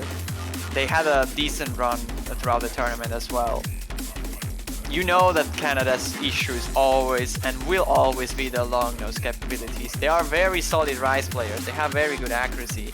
Dot was an incredible player. He's not playing this year, but his legacy will move on towards this player. PG has very good Rise capabilities. Genuine, Stability, and Kiora are not that much behind either.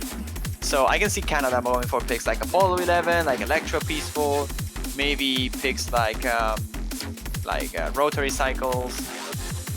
Those are like the no-brainer picks for Canada. While Peru, they have the wild card advantage. Like you don't really know what Peru's good at. You know that Dacero is a monster at everything. He can play anything. He can adapt to any strategy that Peru will need. But the question relies on, can the other two players or the rest of the team, if they can keep up with the picks that Peru will find best chances to beat Canada.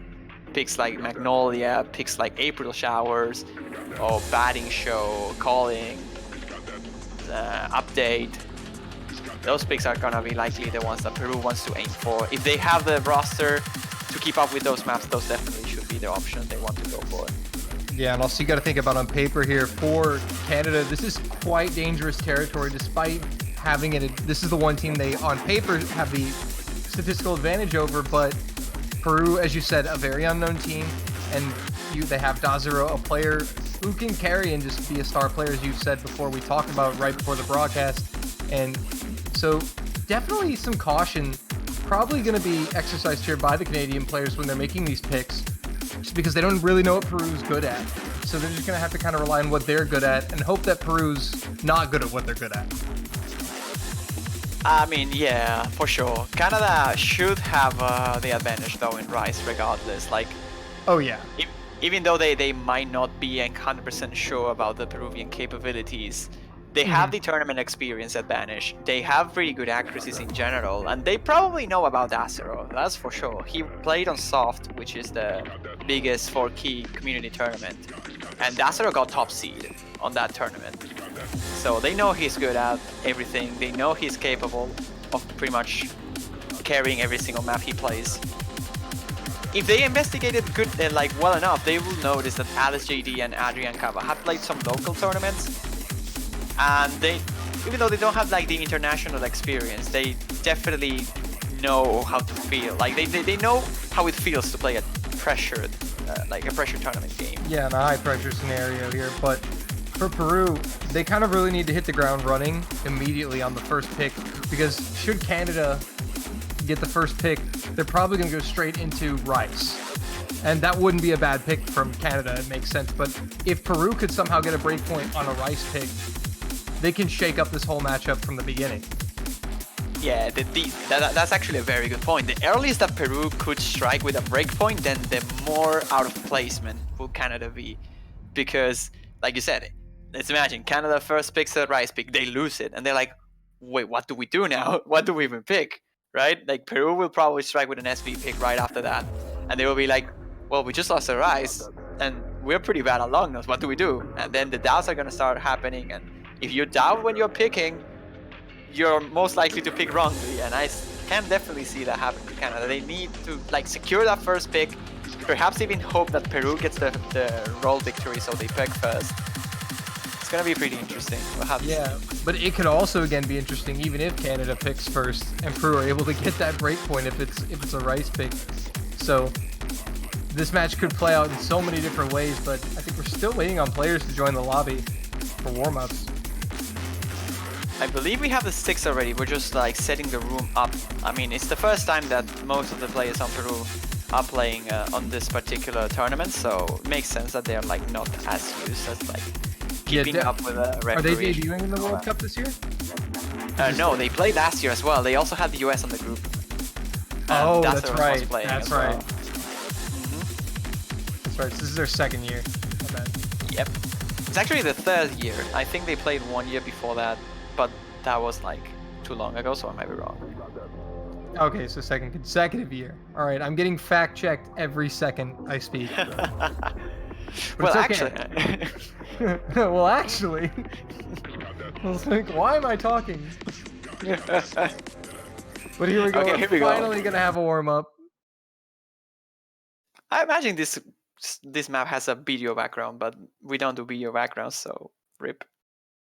Unfortunate. I mean, we can all imagine the video. We all seen it. Until Ricardo Milos shows up, but we all seen it.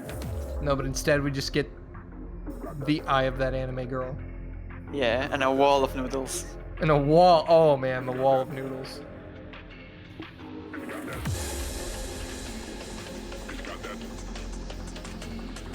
But Dolan, you got that? You got that? Oh man, what is this map? But 7. Okay, this is 7.8 stars. Okay, that makes more sense now. yeah, nobody's got that. No, nobody's got that. Genuine held on the longest. I can see that this is a map by easy MMR. Like these patterns, they just scream easy MMR at you. Those like dumpy, bursty, rolly patterns with like long nodes in the middle with different length, but they just have like release timings in like a roll fashion as well. That's just easy MMR all the days.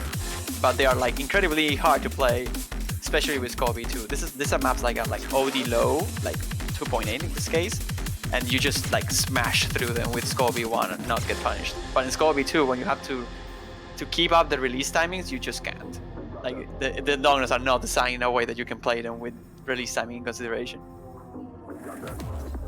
That's why everyone is like getting dunked by this map. Getting dunked by this map. Yeah, it's pretty brutal. But right now, Alice is at 130. He's at 200. Kiora.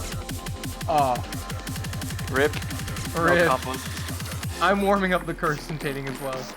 Hey, we kind of have to warm up too, right? This is not just I mean, if you think about it, no one's safe. They're really all missing because we're both talking. Because it's you and me.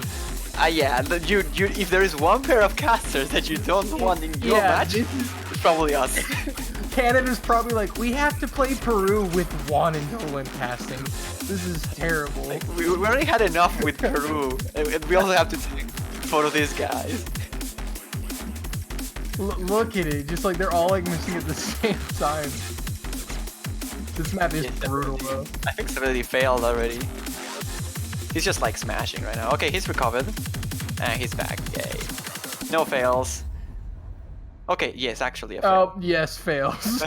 Oops. Never mind. One fail. Stability, not so stable there. Haha. Well, you can say that was a genuine fail. Oh. That pun was genuinely unstable. I guess. Okay, I'm gonna stop now. Let's what's the next warm up? Listen, let's not get PG. Listen, we're gonna start with wrong puns. Wrong puns. Ah, yeah, Stargazer. There we go.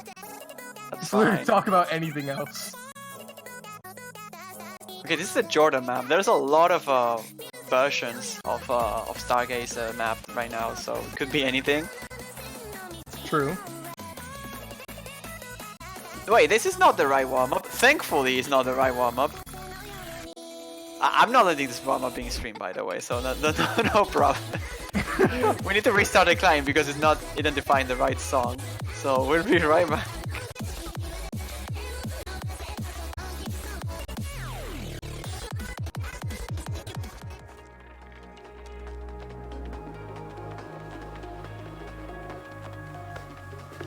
Like, you definitely you didn't see the song yet, Dolan, but I can tell you what it was until I set it up. We still Yeah, live? We're still alive, yeah, we're still alive. I was so confused for a second. I was like, did he end it? Wait, I think I just invited you to a server accidentally.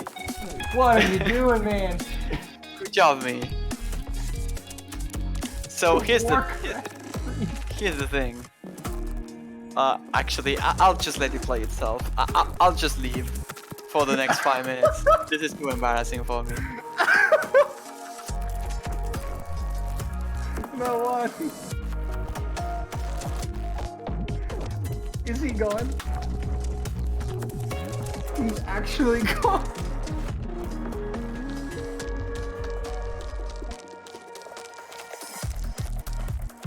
Alright, so what's up, chat?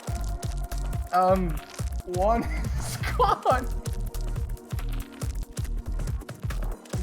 Oh my goodness. Poor Juan. He's just up. No, he's here. He's here. He's fixing things right now. So. Oh, smooth criminal. What is this? You see, This is me singing when I was 12 years old. Juan, when I woke up today, I was not ready for this. You know, I did not expect that this was gonna be a part of my day. This is why I don't like streaming South American matches, because they all pick this map as warm-up every single time, and I hate it. Yeah, this is me when I was 13, 12 years old singing this song. Of course, it's One Crystal feed Michael Jackson and not Michael Jackson feed myself. You know what the best part of all of this whole thing is we can't stop it.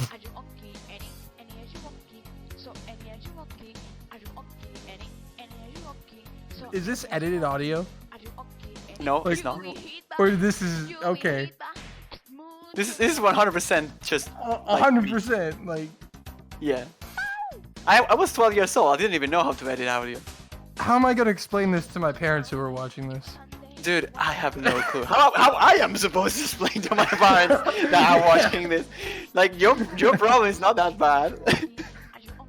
Yeah, you're right. Oh my goodness. How do I explain my friends who are watching this? Like, I'm Welcome gonna to get bullied on the university next day. You're gonna get bullied at school. Yeah. Oh, no.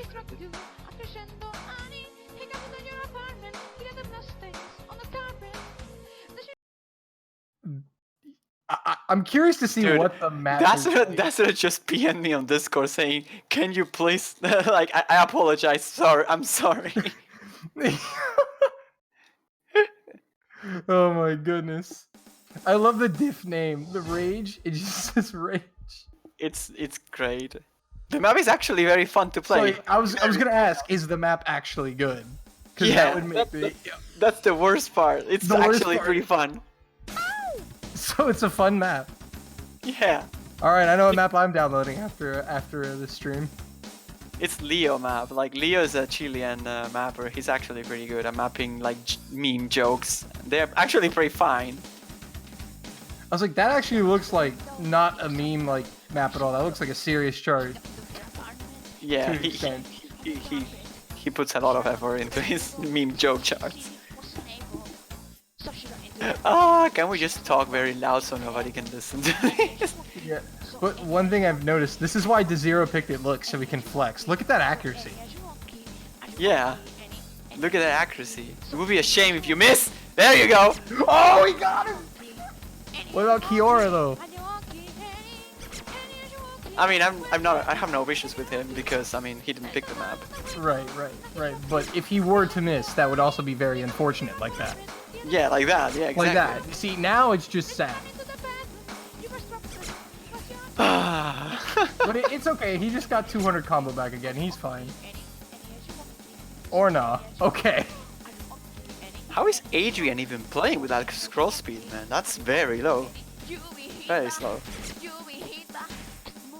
Oh, the chat is asking for louder. Yeah, no thanks. See, the problem is we would love to do that, but we can't because Juan literally is the one that controls Yeah, it. I'm the operator. Yeah, he is the operator.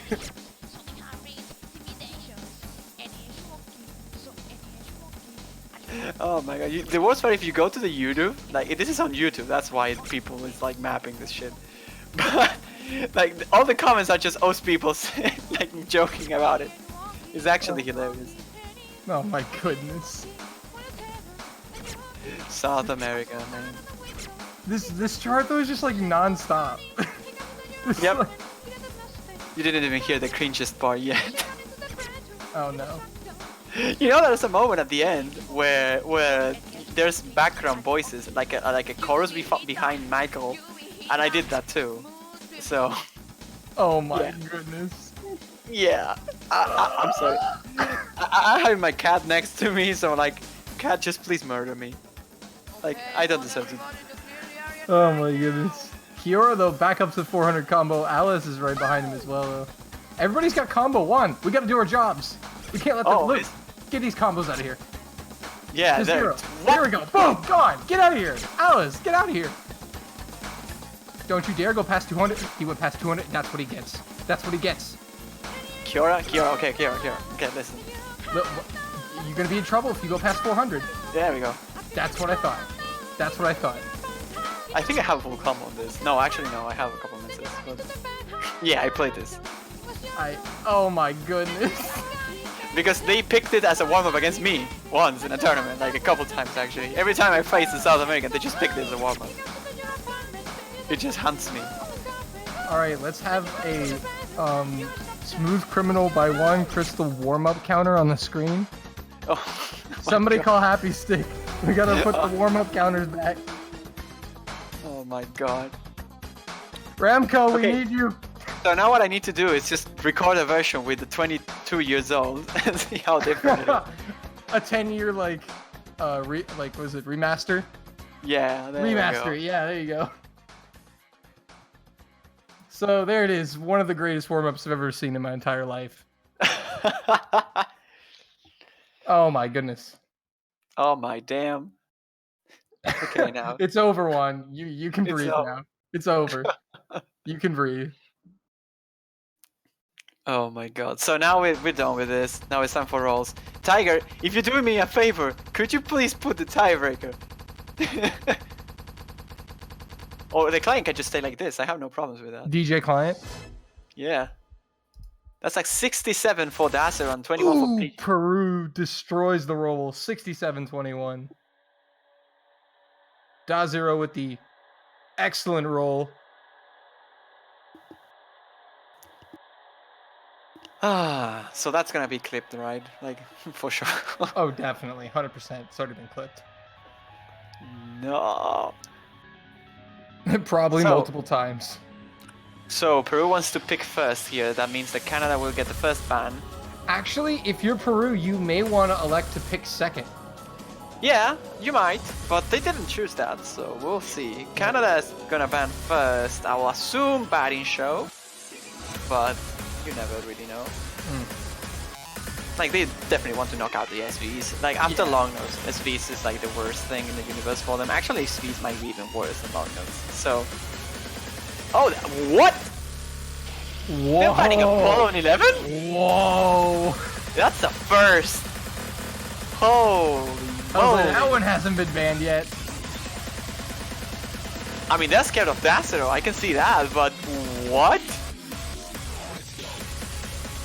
I don't understand that ban at all. I just like this. Holy moly, they're banning Batting Show. Preventing batting show. Okay, so batting show, understandable. Ban.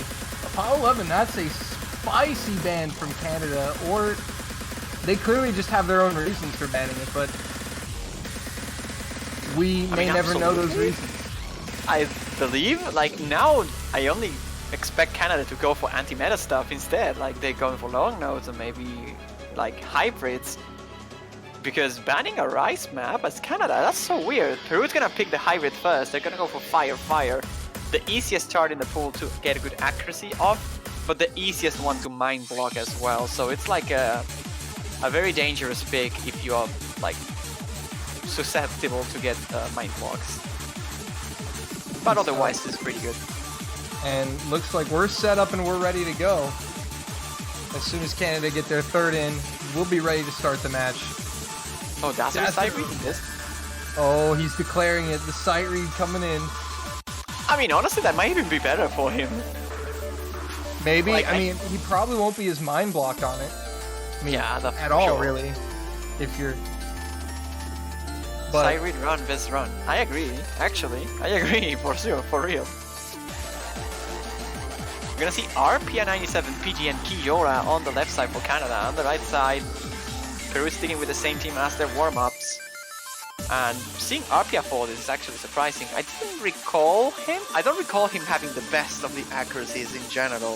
I saw him playing on community tournaments before, but he was always one of those players that you will, like, wouldn't mind to have on the group stage. Like, if you have an easy matchup, then better. But he never really was like the dangerous accuracy threat that some low-ranked players can be. RP is well known for his Viper skills, which is a very niche skill in the mania community, but he's very good at it. Like, he can Viper pretty well. So we'll see if his accuracy can like stay up throughout this encounter, because Canada will definitely need as much of an accuracy advantage that they can harvest in Fire. Yeah, that's true. But here we go. Canada and Peru set to do battle here. Round 1. This is the Peruvians pick.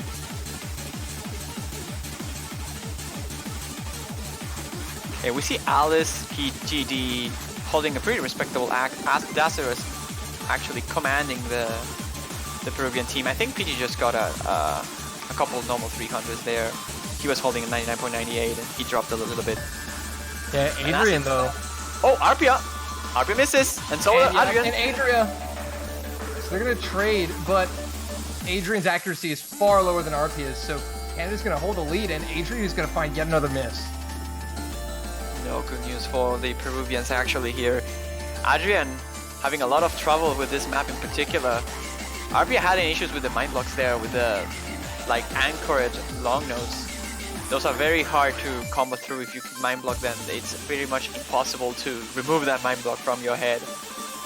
And as we previously anticipated, this is a Dazzler versus LCD with the miss. That's no good. That was the second player in Peru, and now it's 2 full combos against 1.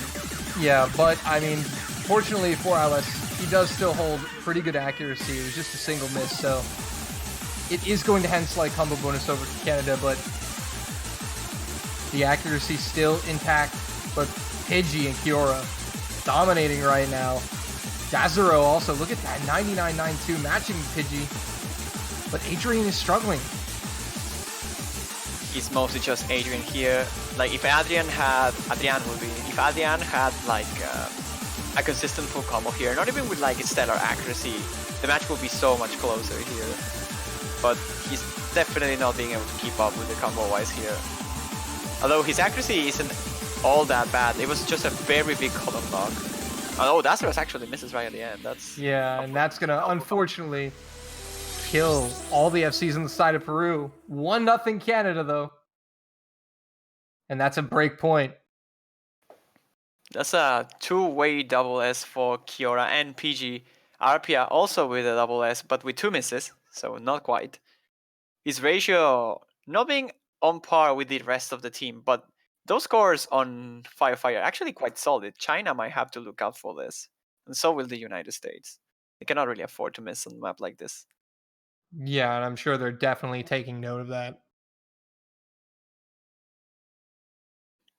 It's a very big window for Canada. Scores.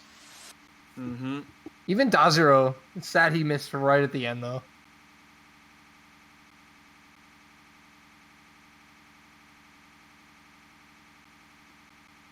There is some updates meanwhile for the match between France and Mexico.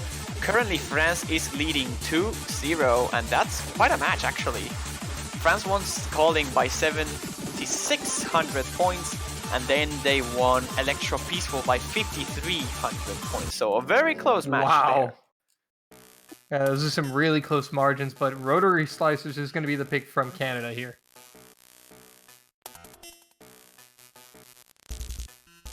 Again, it's very weird. They banned Apollo 11, but now they're picking the hardest rice pick in the poll, the most technical one. That's weird. Yeah, not really. I mean, Canada must have their own unique game plan here, because I don't understand the ban, and this pick is kind of weird when you look at it, but they clearly must just have their own game plan set for it. So we'll have to wait and see. I just checked the MP link of Mexico versus France. Mexico actually lost the last point, like the second pick that France won, was due to a miss by Crazy Neuer, who, if he hadn't missed, that would have been a win for sure for the Mexicans. So we might have a very, very close match over there. If this match ends quickly, we might swap to that. If and only if Mexico can start taking points, of course. But the scores are so close here that you don't really know. It could easily go to tiebreaker if they keep up these differences. So a close match potentially over there, 2-0 France. Okay, never mind. France just won by 40,000 points on Magnolia. That's Oh. rough. Yeah, long nose they have a very big advantage. seems like it.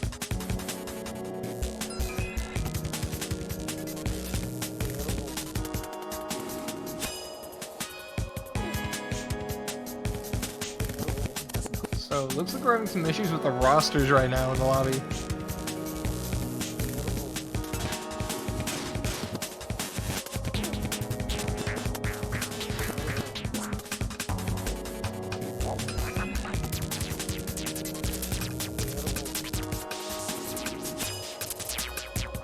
Okay, seems like Peru is getting another player here, Christian. Yeah, looks like that's the sub that they were waiting for.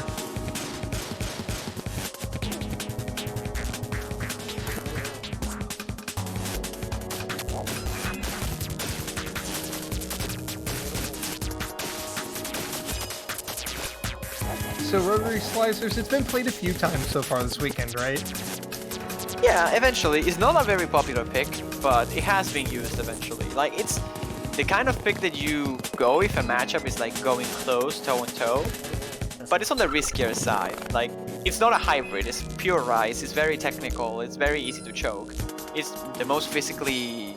maybe not the most physically demanding chart in the pool, that will be Apollo 11. But it's pretty physically demanding, it's very easy to like rush the rolls on this and drop accuracy. So in general, scoring over 990k on this, it's not something that most teams can achieve. So in general, it has been ignored due to that. But some lower seed teams have used it as a weapon against the higher seeds, as it is easy to miss. They just try to bank on that miss from the higher seed. So rotary other than slicers that- here. Coming up next from Canada. And Christian is in for Adrian, who subbed out. So his first play of the match. I played against Christian in a 4-digit tournament not so long ago.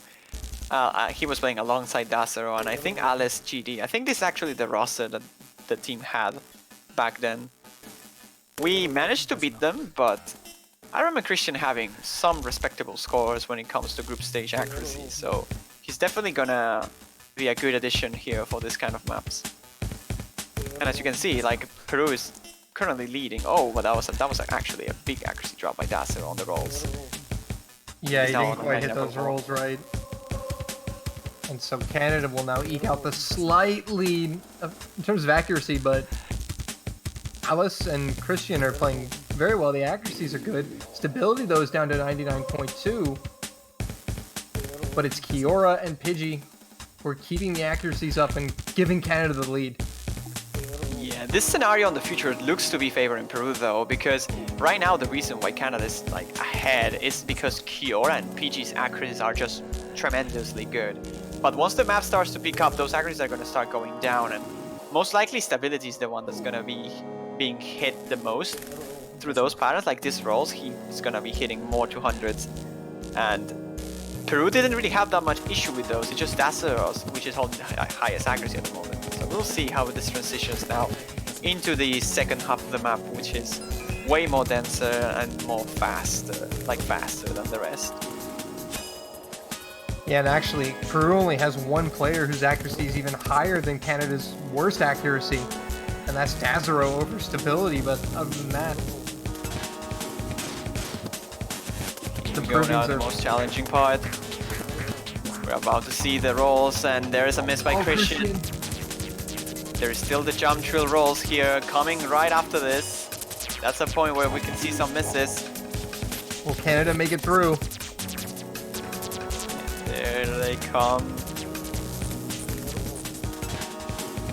And this is it. This is the last part that Canada has to endure through. They don't miss.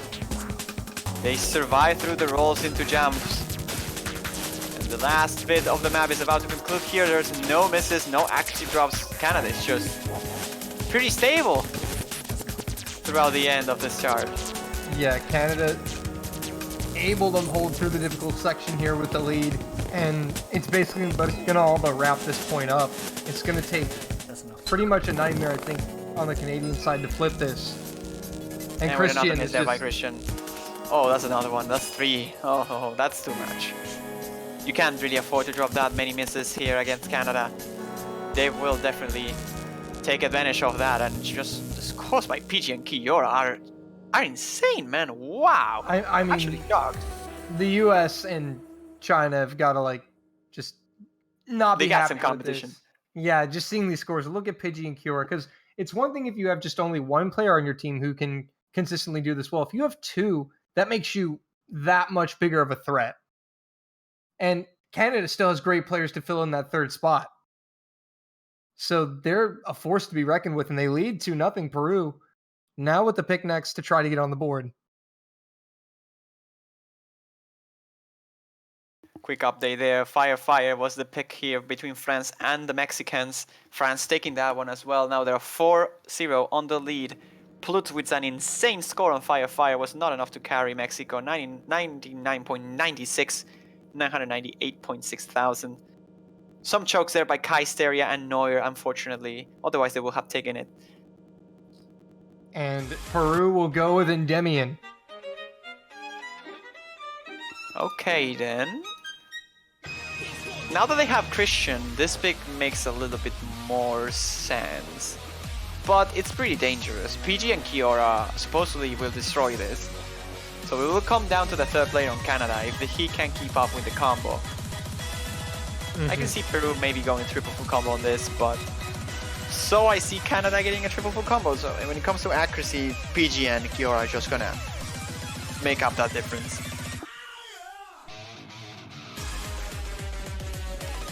Did Juan get a better mic? I don't know. Not sure when was the last better time mic, he says. A mic, yeah, Mike. I don't know. In Argentina we call it mic. That's why I got confused. I mean, I think I have this mic since, what, like a year and a half? 2 years? I don't know. Yeah, when did you get that mic? I forgot. It was Penn. Like, this is actually Penn's microphone. He gifted it to me a couple of years ago. So Shout I'm outs using to his Penn. headset. Yeah, shout outs to Penn, man.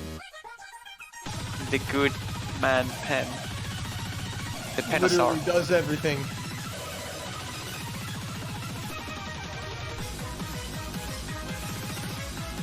So RP is going to be the one to come in as the substitute for this one on the Canadian side. He played round 1.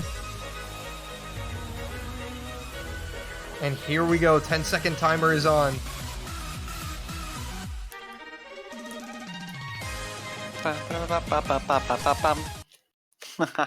This song is pretty hype. It is pretty hype. It's OD9 as well, which is yikes. It's very hard to get good accuracy in a chart that is this high OD. The hit window range you have to hit the Rainbow 300s is very, very small. I think it's about, I want to say 15, 16 milliseconds? Somewhere around that point. Yeah, it's very hard. It's very tight.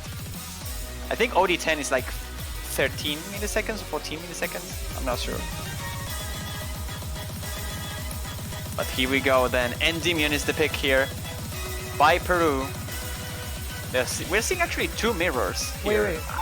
Alice yeah, and yeah, 2 mirrors coming in. Know You, basically. The Know You mod. And as I was saying, the third player of Canada a little bit behind comparison to PG and Kiora. And actually finding a miss here, that will give Peru an opportunity. So exactly as you said, the third player for Canada making the difference. Peru with their first, I think, real lead of the match. Absolutely. There's still half of the song remaining and the densest part of the chart is right at the ending, so still anything can happen. But I believe if Peru can just hold their grounds as they are right now without misses, they should be fine. The accuracy... Christian. Oh, did he? Yeah, he actually dropped quite some accuracy there. Yeah, and it's still very close. Oh, he rushed the drills!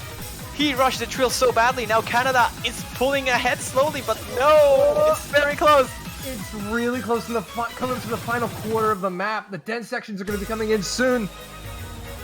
It comes down to the wire then. It's going to be the last denser fast jump screen. Like, oh, here we go. 1K combo Peru. Holding on barely. Just barely, though. This 1/3 can cause some accuracy issues. Christian is not dropping. Canada wants it.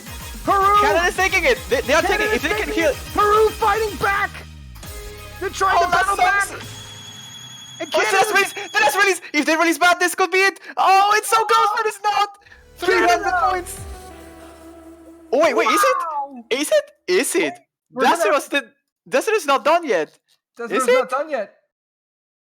Wait a minute, folks. We're gonna have to check MP Link. Oh, it is 316 points. It is a win for Canada after all. Canada gets it. There's Dazero. He finally loads in here. Wow. 300 points. It comes down to the end, and Christian just two 200s too many, I think there. Just one, honestly. One, yeah, honestly. One actually probably would have been enough. Like, just compare it with like between PG and Daceros, right? If Daceros wouldn't have hit that 200, he would have like maybe 500 more points, somewhere around that point, maybe even 600. That would have been enough. That would have been enough. Wow. That was insane. This map, man, it has been so many times such a close battle between the two teams that are playing it, and this is no exception. That miss from Arpia almost costed the win to Canada. Oh, they managed to pull it back up with the accuracy. He's got to be thinking his teammates right about now.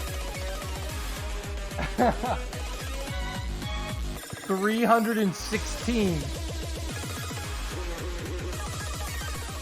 That's pretty close. That was a map and a half, man.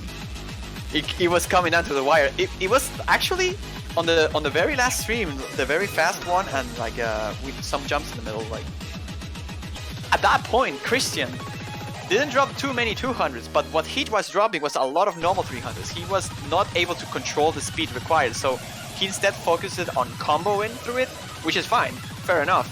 But that costed him a lot of accuracy in terms of ratio, and considering the difference between these two teams this time, that ratio could have made a difference. Like, that's not more than like 10 300s. Like, just 10 regular 300s was enough for Peru to take that point. Yep, and so after some script chan difficulties for the referees, we get our next pick, and it's going to be update.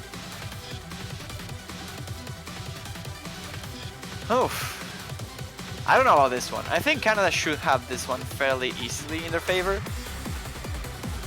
It has some tricky long nose where you can easily drop 200s because like the short long nose are very hard to release, and that's something that has always been an issue for Rise players, and Canada I think are no exception. But then Peru doesn't really have all that great of a lineup for long nose either. Dacer is probably gonna deal fine. Alex will probably combo through it, but I'm not sure about Christian's accuracy. I'm not sure if he's gonna be able to perform well enough to outplay the third Canadian. We'll have to wait and see.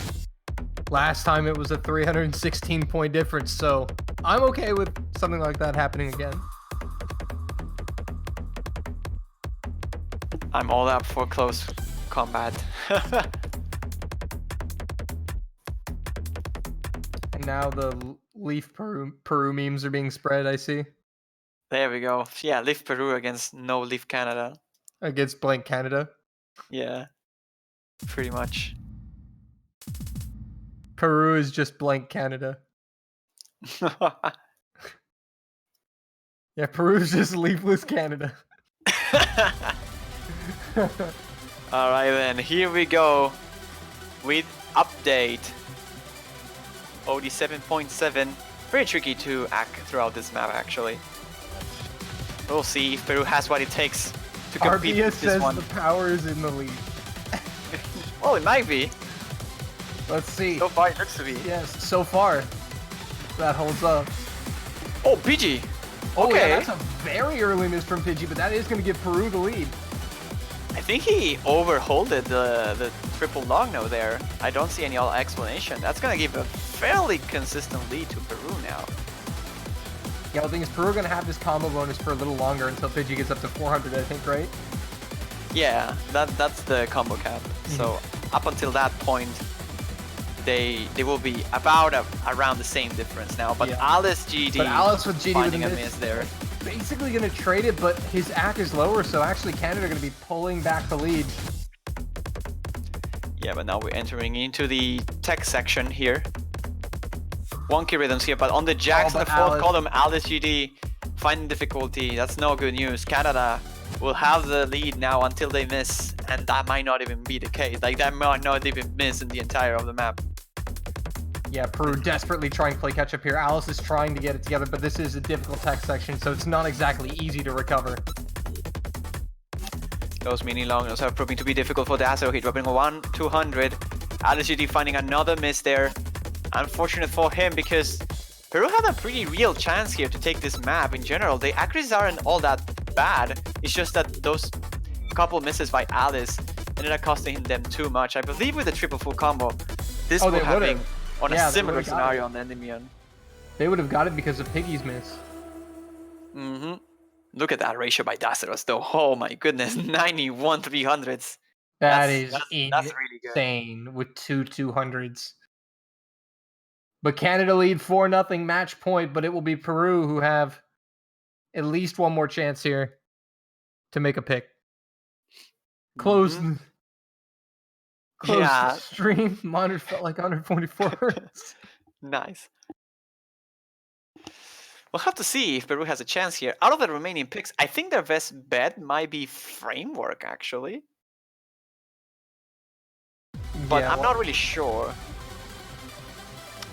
Like, Framework is a map that LGD will probably miss on, but I can see Canada struggling with Framework in general. But also, Peru do have they have subs, right? Yeah, they have subs. So if they have a backup, they might go for Calling instead, which is like an SV-oriented choice. No, they're going for April Showers. Okay, this is a suicide pick. I like it. So I don't know if you're aware of, but we use that term quite often. That's like the pick, like the I don't know if it's called Hail Mary. That's why. The Hail Mary, yeah, just the last-ditch effort. Yeah, they're like, okay, we are bad at this, we are bad at this, but we know that you are bad at this too. So let's see who's the worst at this map. That's basically this. Like, I can see Canada missing like 10 times on this map. Oh boy. But I can see Peru missing like 20 times. So we'll have to see. So they're risking it all on this one. Peru is trying to prevent this sweep.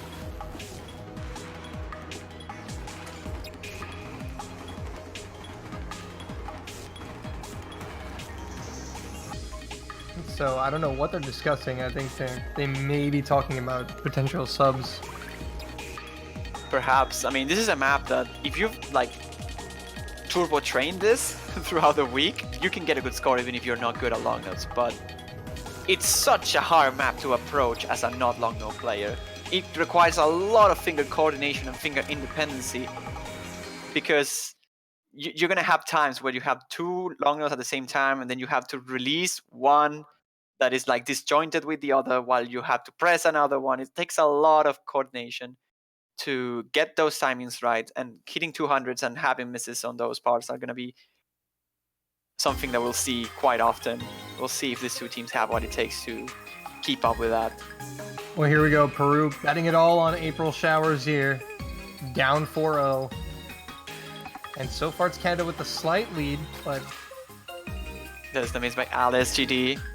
As I said, this is not going to be something infrequent for this map. Yeah, especially the farther and farther we get into this map. It takes a lot of concentration. The more you go through it, the harder it gets. Because you have to be mentally prepared for it. You see the RPS accuracy is not that good. Stability's accuracy is not that good either. Yeah, it's Dazero though, and Pidgey, look at Pidgey, Dazero, and it's just Pidgey and Dazero though. Dazero 99.8. Stability will find a miss. As I told, misses are going to be frequent here. It's only halfway through. There's still more time for misses. Yeah, but that's only halfway through, and that's only 2 misses. Yeah, the problem here is not just the misses. Look at the Alice GD's it's the accuracy. It's a 97. Yeah, that is the problem. And he may be not missing that much, but those 200s could easily be misses, and his accuracy will be better, and that's the problem here. Yeah, and he continues to struggle, and Canada pulling further and further away. A third of the map left.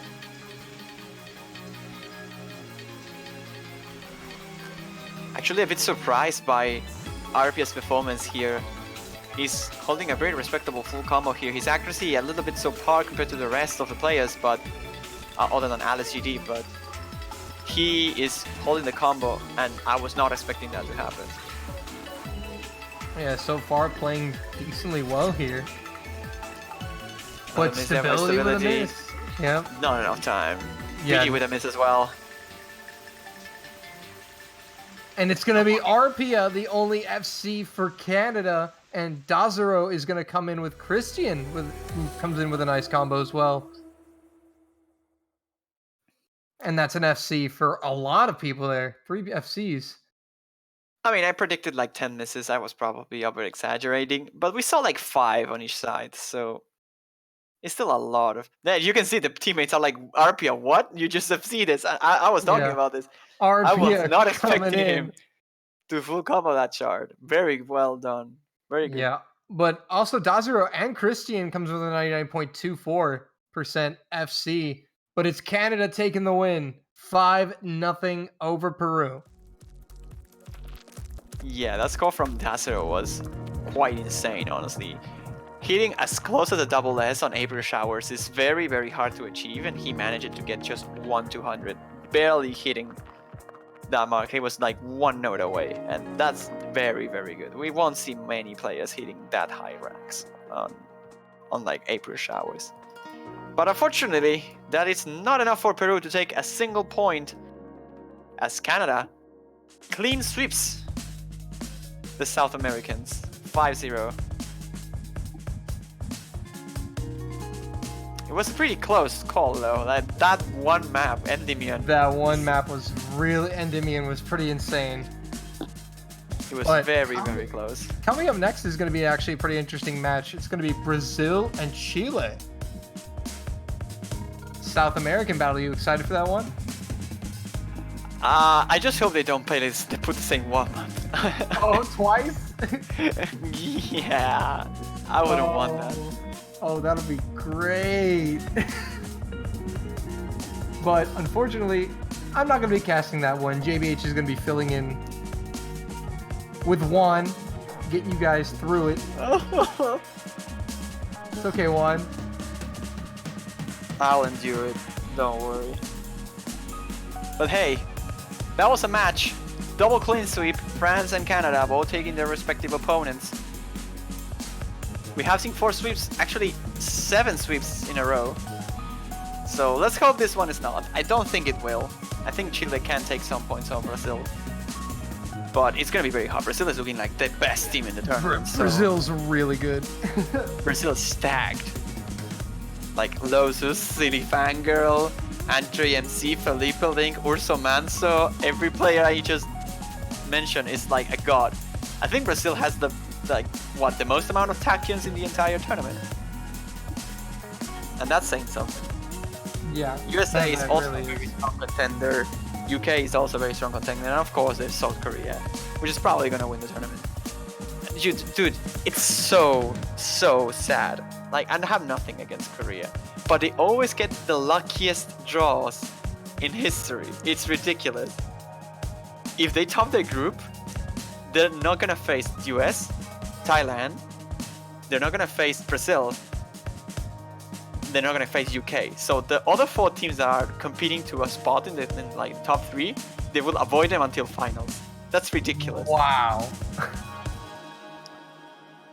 The best luck ever. And the group is not even that insane. Like, sure, Italy and Sweden are respectable opponents, but they could have gotten a harder group. Like, they could have gotten China, they could have gotten like Canada, they could have gotten Taiwan.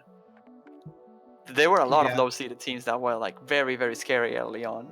Or Poland even.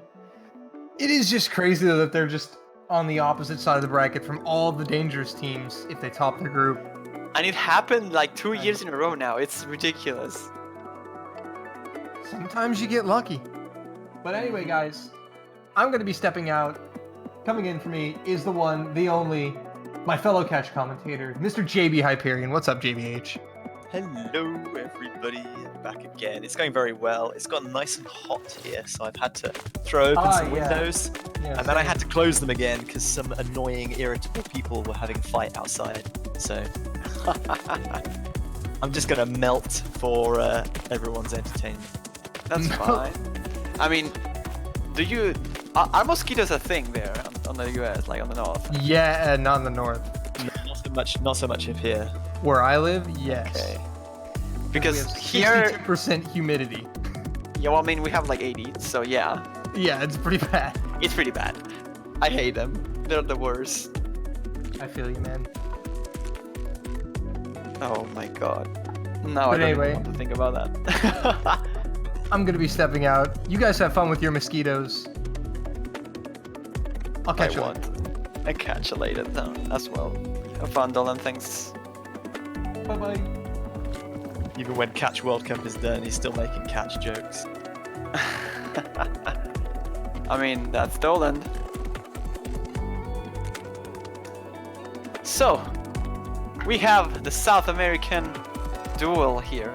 Brazil versus Chile. Quite a match, honestly. We also have the United States playing right at the same time against Canada, so two very exciting matches here. Like North American and South American competition. Yeah, earlier you tipped US and Brazil as two teams to keep an eye on, vying for the podium spot. Chile have obviously already got off to a great start with a 5-0 victory over Finland. So Brazil, the top seed in their group, Chile, the high seed, but with an excellent start. This is going to be a really good match for deciding who comes out in the dominant position in Group F. I don't remember which group this is. They're in a group with Taiwan and Finland. Okay, Taiwan might be a sleeper here. Have an eye on them as well. Like Chile has to be very careful with Taiwan. I think Brazil should be fine, but Taiwan is way better than we all expected them to be. Like, they are the country that we know the least of. Every single World Cup it happens the same thing. We are like, yeah, on paper these guys look amazing, but we've never really seen them play on tournaments before, so we don't really know how they play when it comes to like the high pressure situations or the tournament play. And then they have like a lower seed than maybe they deserve it, and usually they don't do as well as their ranks are. But this year, I think this year is different. I think Taiwan this year is looking very, very solid.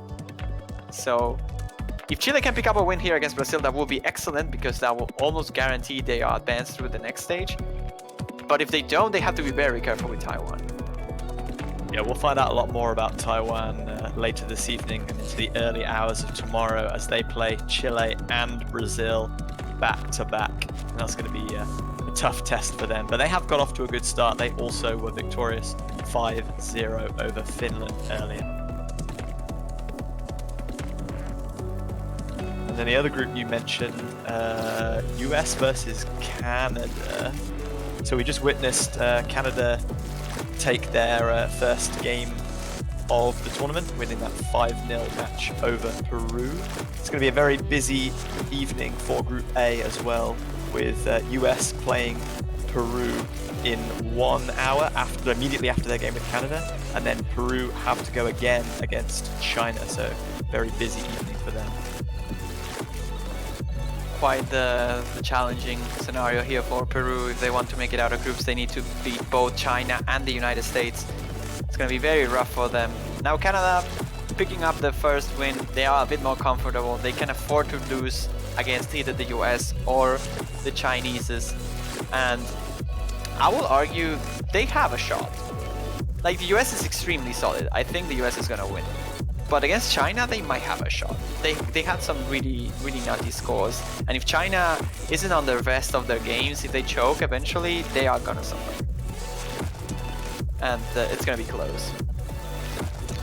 I'm kinda sad that we don't get to see Canada versus the US on stream, because we're probably gonna see Halogen, who is a returning player to the World Cups. His accuracy is incredible. And in general, the US team accuracy is ridiculous. Like, if you think we haven't seen crazy scores, the US will probably, like, refresh us what a good score means when it comes to accuracy. They will redefine the good ack. Basically, I'm talking about, like, I don't think we will see it on stream, but I'm pretty sure that at least one of the US players can single-digit grade one of the charts. So that's sub 10. So yeah, sub 10 perfect. non-rainbows. I mean, yeah, which is absurd. Well, let's all look forward to and hope for that. But right now, mean, we got Brazil versus Chile. So Brazil, obviously, you said were kind of considerable favourites. There's lots of pretty impressive names there. What did Chile have to do to get another victory here in this group? To beat Brazil, what's the strategy? Well, I guess pray to all the gods you know, because man, Brazil has no weakness at all. Like, Brazil is looking extremely solid. Lotus accuracy is probably the best in the entire game early on.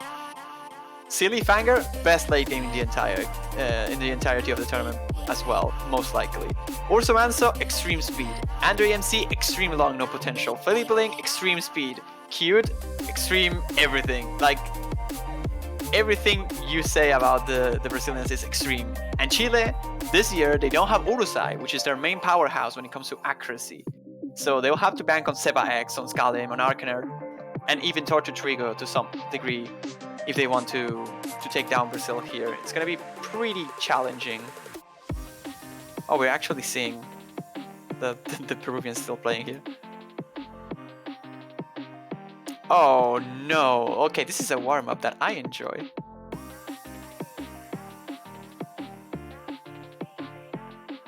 Is this another player does their own cover? Felipe Link feat Amane Adnish Space Time cover. Space time! Space Time!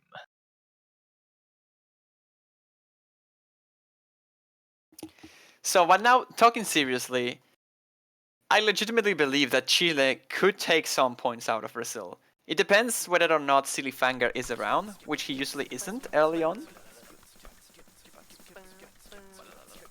Wait, what is this warm-up?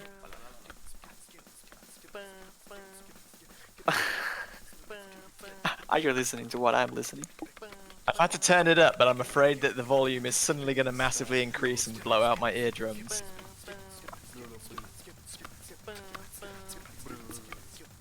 Oh my god. Is this a beatboxed space time? Yes. It is fantastic. This is actually very good. I like it. I like it a lot. Oh my god, that's so good!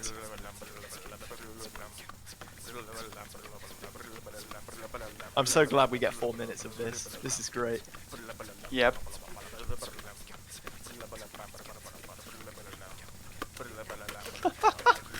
Okay, this is great. I like it. I approve this warm-up.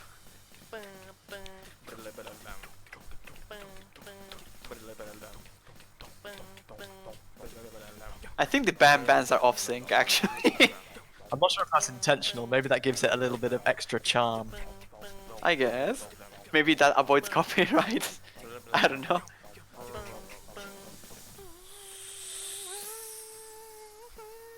You're giving your production advice as the world famous cover artist of Michael Jackson's Oh Smooth my Criminal. god. Not you. I was listening, don't think I wasn't. Oh my god. I have been revealed to the universe. Dude, Arse I have the Idol volume next at year. like 70%. I cannot turn it higher than this.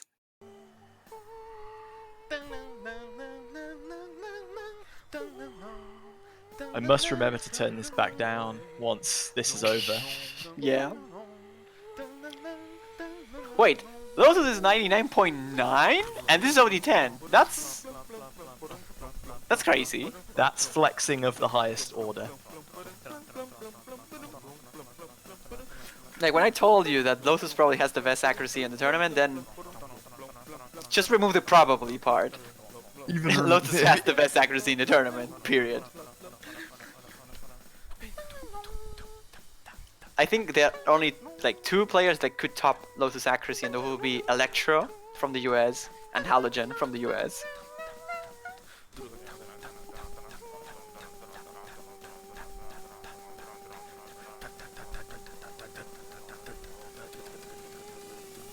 Yeah, there he goes, cresting that 99.9 again. I like how this is like a copy-paste of the ranked version that Felipe Link mapped as well.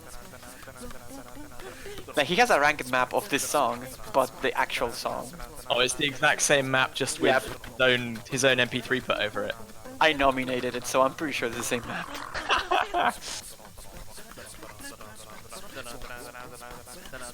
Actually, this was the first map I nominated in my entire career. And I got a strike for it. Wow, terrible BN. Yeah, I got a strike because this was apparently a beat map stealing to the original Spacetime meme. It was pretty weird. Of course, the map got like disqualified and reshaped into something else. It was pretty hilarious. Okay, remember to turn down the volume. Good idea.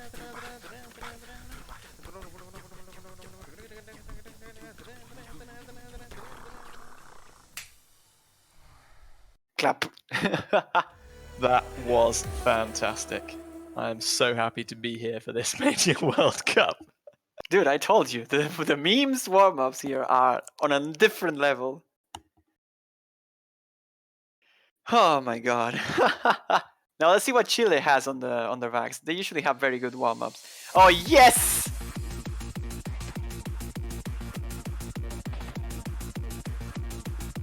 Yes! They're going for the Marcianito hand. 1000% real, no fake. 4K. Remember when you saw my cover? There was a mapper there, which was called Leo 137. Well, Feature number 2. yeah. Like this is Leo again. This is like 100% Leo, and you can see that on the map card.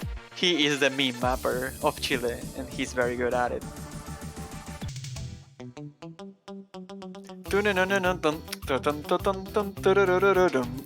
Oh my god.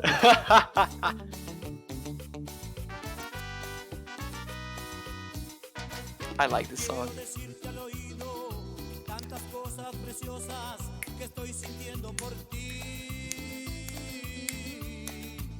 I'm just Thanos snapping people. Just clicking along, dancing to the groove. Yeah.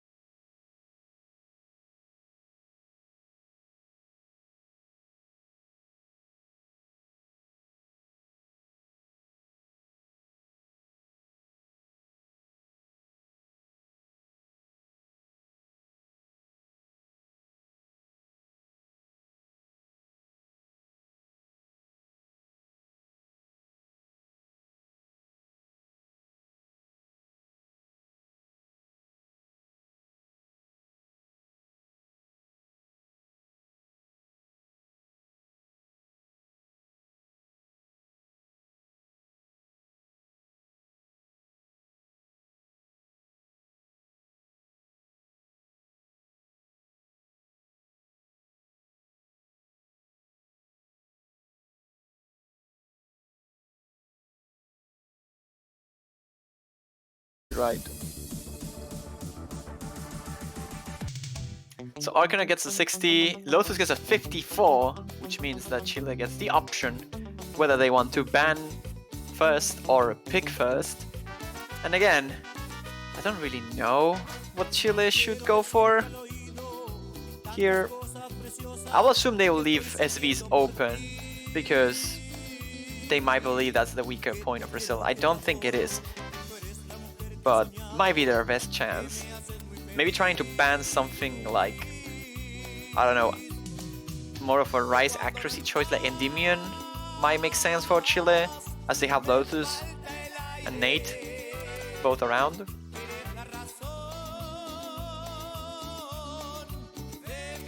Other than that, I'm not so sure. Brazil, I believe Brazil can definitely ban Batting Show and feel fine about it.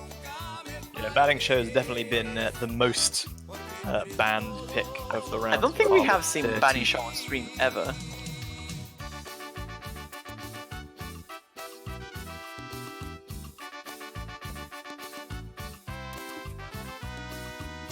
Okay, so Chile's speaking first. That means Brazil bans first.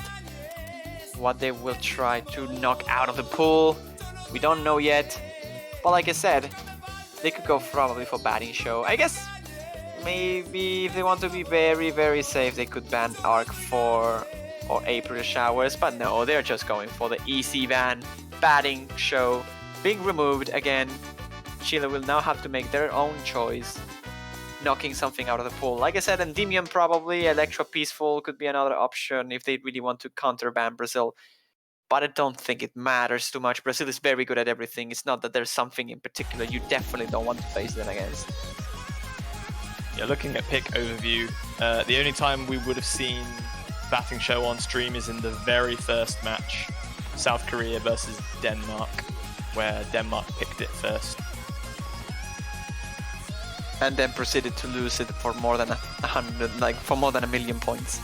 Yeah, there was that small element of that decision as well.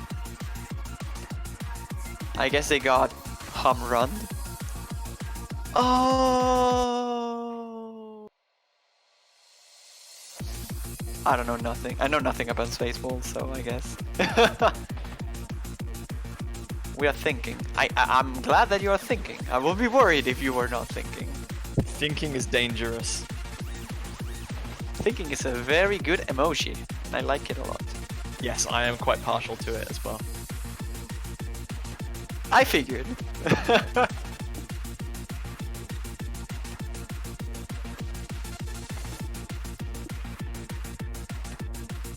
It's become pretty much my identifying characteristic for the past, like, 2.5 or 3 years, maybe. Okay. I'm like pensive recently, that kind of, oh dear, here we go. Oh, the roll's eyes. Oh well, It's I like see the van now. Magnolia is going to be Chile's van, though. Correct, it is Magnolia. So they don't want to face Brazil in terms of long nose, which I guess makes sense. Chile is not the strongest team when it comes to long nose, and Brazil has a very good backup, like a very good 3 lineup for those kind of maps. They're gonna go for Fire Fire, trying to out-accuracy Brazil here in this pick and hope for a Mind Block from any of the Brazilians. We'll see if that's enough. Watch out for Lotus on this one, I'll say that much. If Lotus doesn't have a Mind Block on this, we might be seeing the Vesco in the tournament for this map. My eyes are glued forward in anticipation of an amazing play. If no one delivers, I will hold you personally responsible. Oh no. And I will hashtag blame one. No! Well, if Lotus miss, I guess you can. So we blame you if there's no great performances, we blame you if there are really good performances. Can we just stick blame one on everything? Actually, open the chat, right? Like, open like an IRC or just log into the game. Like, PM Banchabot. I'm doing that, by the way. And roll. That's the amount of 300s that Lotus is gonna get. I got 19. I think that's too high. That's not bad. I think that's 19 too high. think he's gonna perfect 100%? I don't know. I don't think he might be able to if he really grinds this map, but I don't think it's worth it, and I don't think I'm not even sure if he can pull it off. But sub 10, I think he can do sub 10. Okay, no pressure. Sub 10, here we go. Wait, did the United States just ban batting show? Why? The best SV team in the tournament banning SVs. Why? Okay, Canada actually banned Magnolia. Again, why? But I don't understand. I need some water, I think. As well as thinking, water is also quite good, and I would recommend it.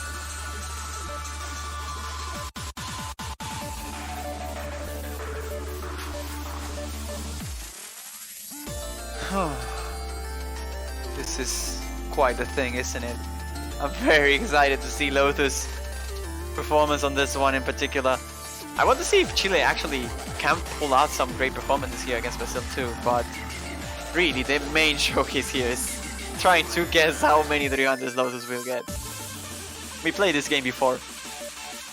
He got 8 300s on on a round 16 core jack pick, Her Majesty, last year, and that was ridiculous.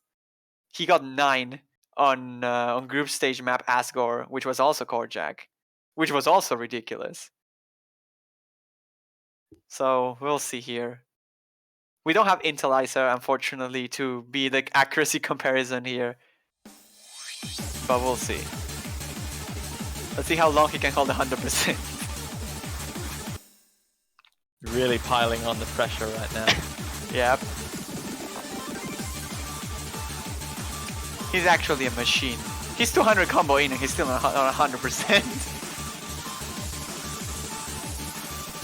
All eyes on Lotus.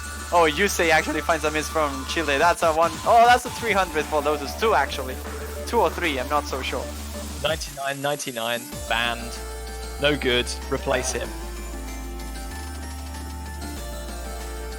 So before that miss from Yusei, we did see Chile just sneaking a lead. Subax and Scarlin both have excellent accuracy.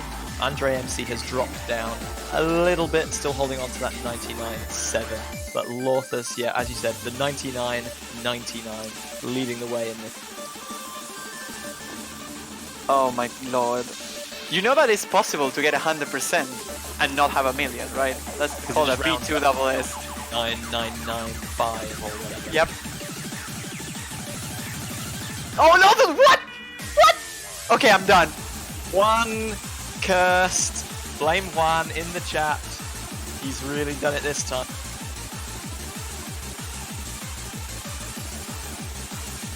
What was that miss? What if Chile takes it now? I mean, you know, the fact that he's holding a better accuracy than Scalding, which is the best accuracy on Chile, and he has 1 miss, is pretty ridiculous. Coming in toward the end of the song now, the lead is ever so small for Brazil. Any mistake from them could hand this over to Chile. Okay, let's see the 300 count. That's a win for Brazil, but let's see the 300 count. That's 16. Okay, I was close. 19 was the roll. 1 miss though. SMH. That accuracy though from Cute is also insane. And Chile overall did really well. It's just that, well, I mean, yeah, that, like, it's very hard to compete against a team like Brazil. Even with 1 miss, they have the worst performance is a 986. With 1 miss, it's ridiculous. That's about 10,000 points of difference with a miss in their favor. I guess that the miss from Yusei didn't really help all too much either. Actually, without the miss from Yusei, they would have won it. So they had the chance there. Yeah, he did recover quite nicely after that fact, but the early miss didn't do anything for Chile. They were kind of closely tying scores, but after Yusei's miss, Brazil really did start to stretch out a lead that allowed them that little buffer. when Lorthus did eventually. Meanwhile, on the other side, United States took April Showers by 185,000 points. Tough Daddy just, you know, casually 48 300s on April Showers. Hello. And Electro with 68. Gekido actually missing on the map, but what was that performance from the US on April Showers? Yeah, that's and as I predicted, very, very convincing victory for the US. Canada got 9 misses in total without 50, so probably more than that. Wow, that's a stomp.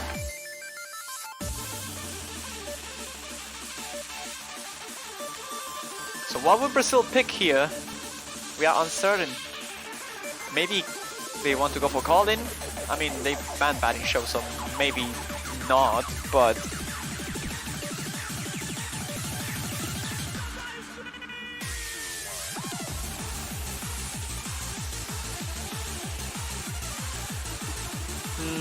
I think Electro Peaceful or Endymion are the picks that Brazil will try to go for in this matchup. I think those are the most comfortable ones for them. Yeah, both maps that have proven pretty popular with the team so far in the group stage. They've often been kind of picked early for the teams that are like not super interested in starting out with the long note pick.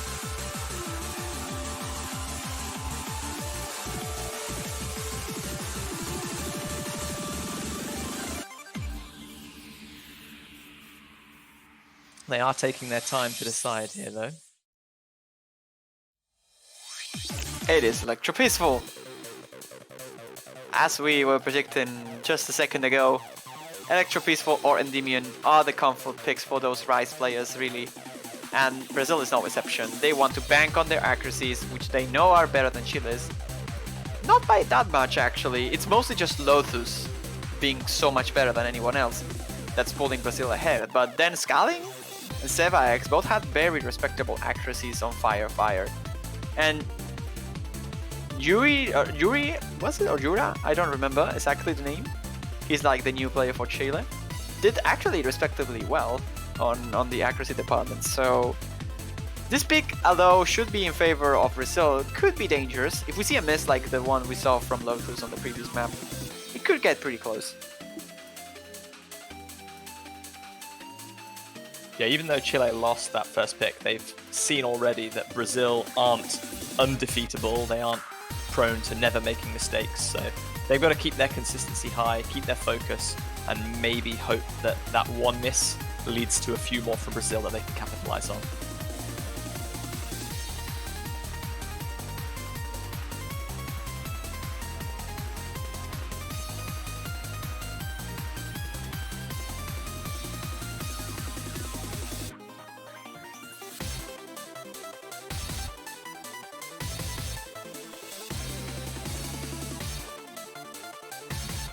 So the lineup here is skewed. Lothus and Sealy Fangirl again. NC this time is being replaced for this particular map.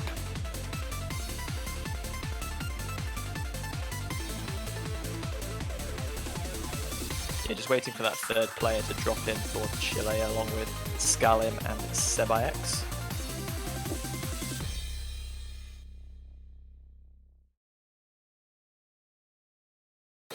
Okay, it's gonna be Arcana. That's probably like the best roster Chile can offer in terms of Rise. Maybe swapping Scaling with Torture Trigo when the songs get hard enough, but as it stands right now, which is more of an accuracy-centered battle, Scaling will likely do better. So very good that Chile has the best players to show off here.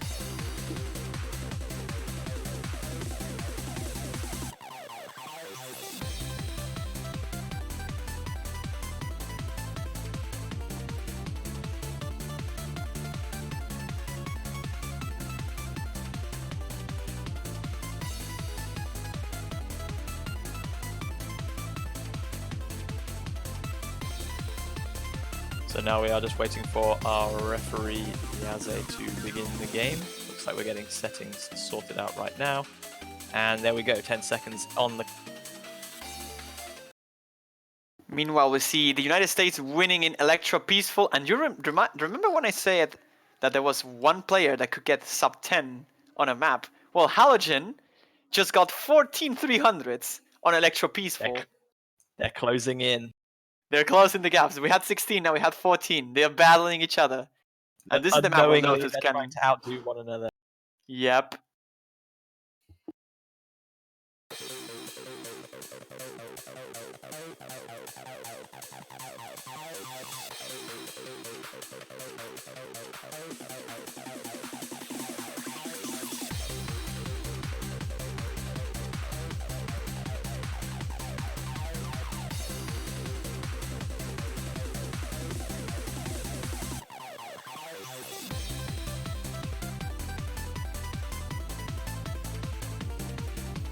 Here we go then.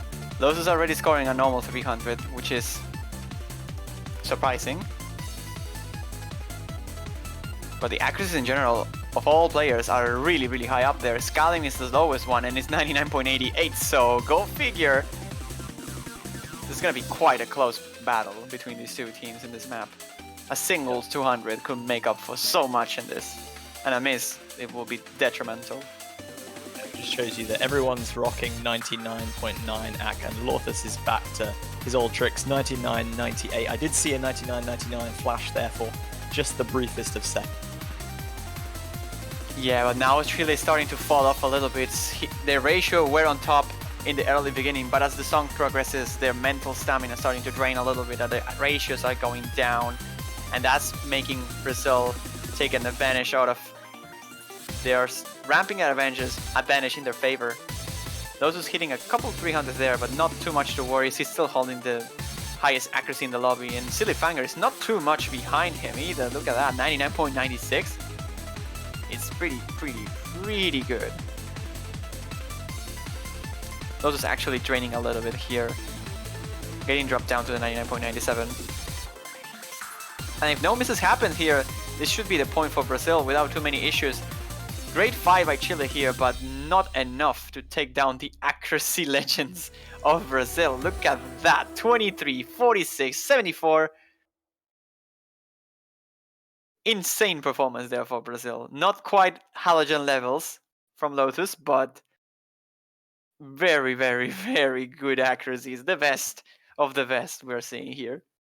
This has to be so heartbreaking for Chile, playing with what is probably their optimal roster and still getting like only 200 each and getting pretty good ratios themselves. Only Arkana over 100 non-perfects, but even with the accuracy that they have, it's still not kind of able to hold a candle to Brazil.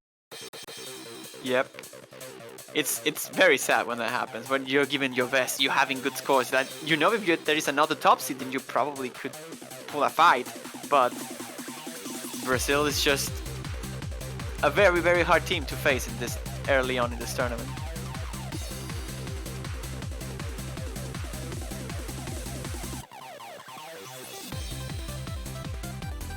So that's it for the second pick here. 2-0 in favor of Brazil. They have the option now to pick. I mean, Chile has it.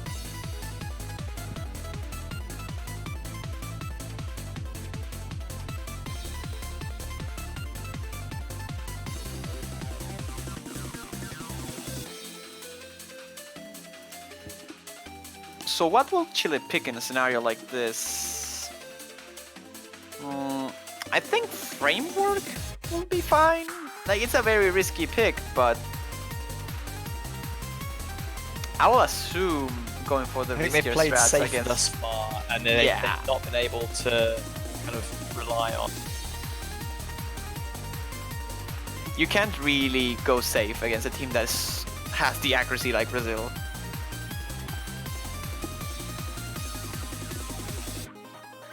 Meanwhile, US taking the third point against Canada. Toph Daddy leading the charge with 83 300s, double S, and follow up by 92 from Halogen, 102 from Electro. Canada is actually putting a pretty legit fight, but the US is just that strong.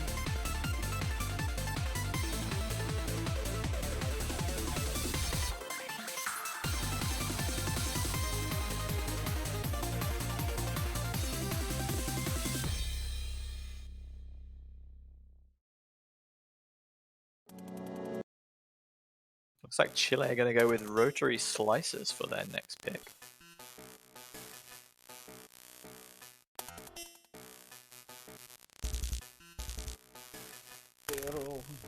I can see the reasoning behind this pick. Like, they might be feeling more confident in their Rise abilities and their ability to not be...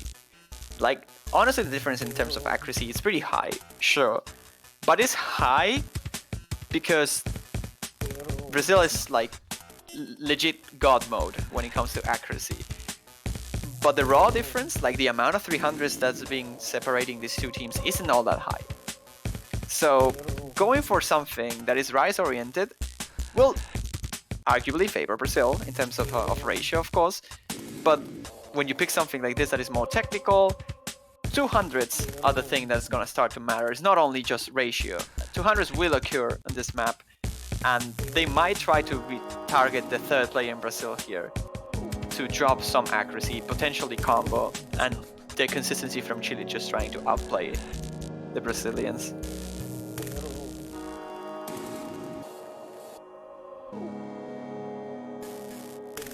Well, hopefully we'll find out whether that plan works out for them or whether it backfires slightly, as we're just waiting to get this game 3 underway. At this point, really, if you're Chile, you don't really mind doing risky choices because you're in a bad position and you know that Brazil is a team that is very hard to play against. So sometimes those plays that might not have the best odds for you might have the best odds for the other team to miss on. So you have to bank on the other team struggling other than you overperforming them. And I think that's the plan for Chile right now. Also, even if Chile lose this, their victory over Finland means that if they can beat Taiwan, then they will still qualify. So I suppose in a way they're maybe using this as a kind of testing ground for maybe what they should ban against Taiwan or what they feel more comfortable about than they thought they were.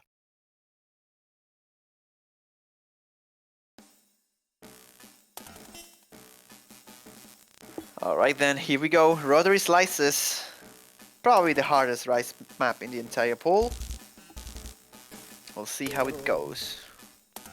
Oh, Loth is actually playing with Mirror. That's interesting. That's enough. Yeah, we've seen that a couple of times thus far in the tournament so far. Obviously, Mirror, the new mod addition. I guess certain maps that are just more balanced to one hand than the other, if you can flip them to your dominant hand, you might find them slightly.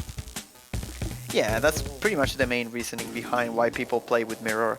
Usually there is some slight hand bias in a specific map, so that hand happens to be your worst hand and you just mirror it and play the other way around.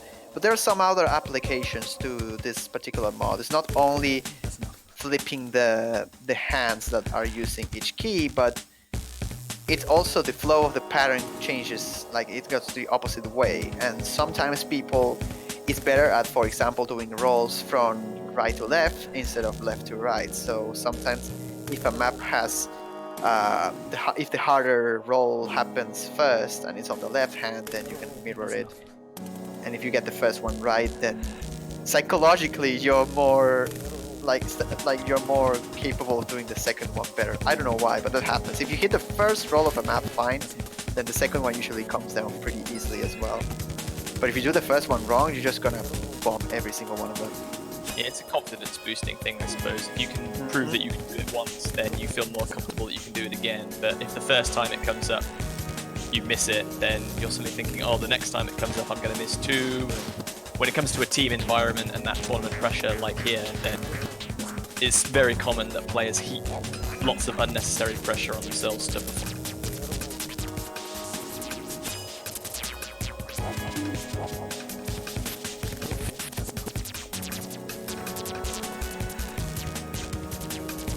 Once again, we're seeing a very slight lead for Brazil as we approach 2/3 of the way through this pick. Lothus with the drop, though, that really tanked his accuracy, and Chile are actually going to start vying for the lead again here. But Arcanet and Sebaix both drop down from 99.8s. Their Scarlim's accuracy has decreased slightly as well, whereas Andre FC and Cute are still holding strong. Don't count them out yet, though. The map is closing it, but the score gap is not increasing in any way, shape, or form towards any direction. And right now, it comes down to this last roll. It could be it. I think Brazil managed to pull ahead already, though, and should be safe. So long as they don't drop a 200 or a miss, they should be fine here. But that was a very spooky moment there. That miss from Lotus almost costed them the win. And it ended up being only 3,000 points between these two teams. 57,300 for Lotus, 101 miss. That 300 count, again, ridiculous. I want to highlight though that double S you have IQ'd. Getting a double S on a map like this with high OED is extremely complicated, and he manages to pull it off without any issues. Yeah, Andre MC also with the all 300, slightly worse ratio than Cute, but all around very strong performance from Brazil. Chile had a chance. They were in with a shout towards the end there, but Brazil just about held their nerve. And they're sitting at 3-0 now. 2 games left for them to take a...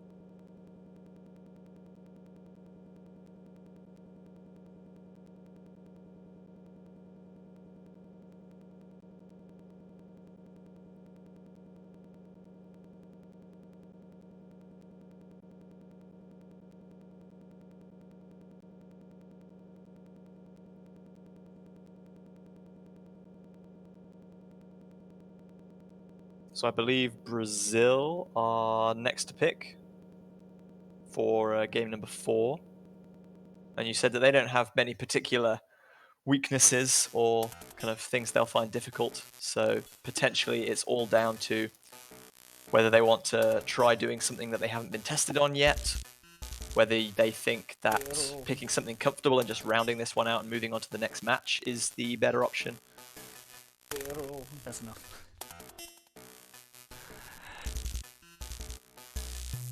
Again, I'll say Endymion. I think that's the pick they're gonna do, but no, they're going for April Showers.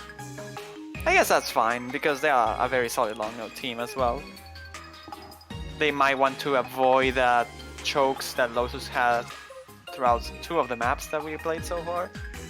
This time it didn't really cost them anything, but in a map like Endymion, it could actually mean more because it's a lower note count than the rest of the maps that Lotus choked on. So a miss will definitely matter a lot more on maps like that. So going for a map like this, which they know that Chile is not particularly solid when it comes to long notes, a choke might not be all that important because the accuracies from Chile are not going to be that high anyway.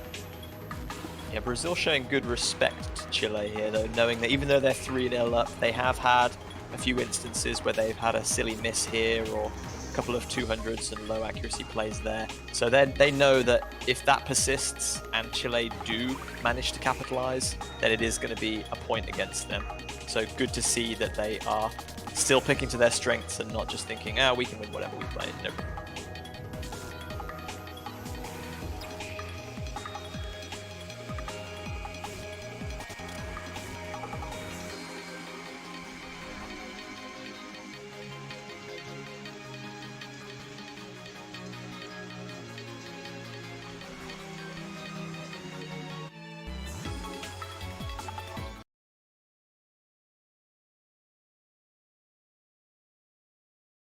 So here we go then, game number 4. Brazil currently leading 3-0 over Chile as we go into April Showers.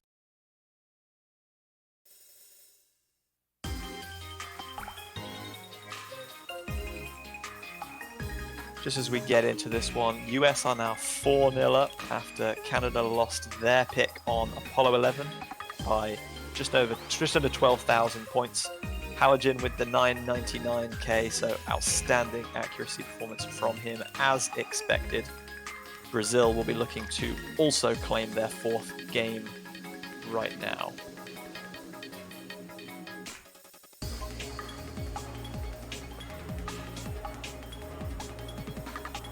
We see Torture Trigo and Scarlim also with some early accuracy drops at the start, down at 99.5, 0.6. Lothus up at 99.98 as we'd expect, and Andre MC and Urso Manso both just below that 99.9 mark as well, giving Brazil an early advantage. Chile have seen a slight accuracy drop thus far. This isn't the longest of maps either, just 2 minutes in length and we're about halfway through, so they are going to have to pick up the consistency from now on and hope to see a couple of drops from Brazil if they want to get back into this one. The lead currently sitting at about 15 to 20,000 points.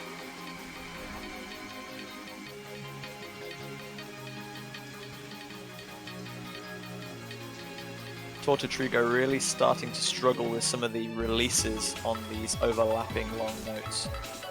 Accuracy down below 99.5 for the first.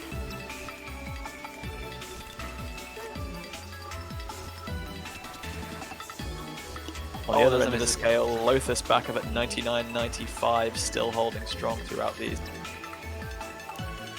Yeah, that's a very, very good score there. Scalim finding a miss right at the ending there. It's not going to matter too much. Brazil have the lead anyway. And they're going to run away with it now. 4-0 is the advantage for the Brazilians. Again, only 12,000 of the 3 million. 45,300 for Lotus. 74 Andre. You can see here that there's a clear difference in terms of accuracy between these two teams. So far, the accuracy difference was there. We all noticed it. But this time, it's way too much of a difference. In fact, if you sum up all the 300s from Brazil, you make one player in Chile. That's how different it is. Yeah, they really have stepped up to another level with the previous pick, and that obviously takes them to match point. Even though it is Chile's pick, they have one more chance to try and get a pick on the board with their own selection. Let's see if they can take something away from this match, or if Brazil will romp to a 5-0 victory here. They are definitely in the ascendancy now.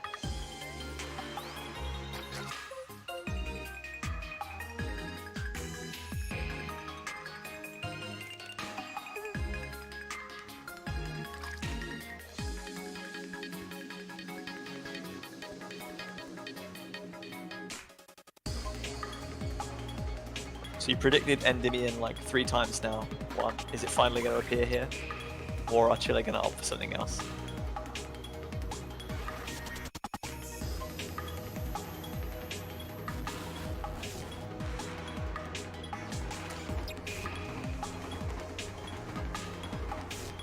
Okay, he's going to be right back. We burnt him out. He's giving too much to this World Cup. What a wonderful guy.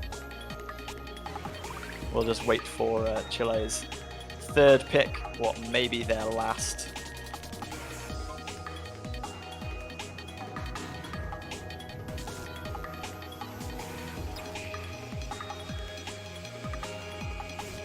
Still waiting to hear on the outcome of potentially the final game between the US and Canada. Currently still 4-0 to US in that one.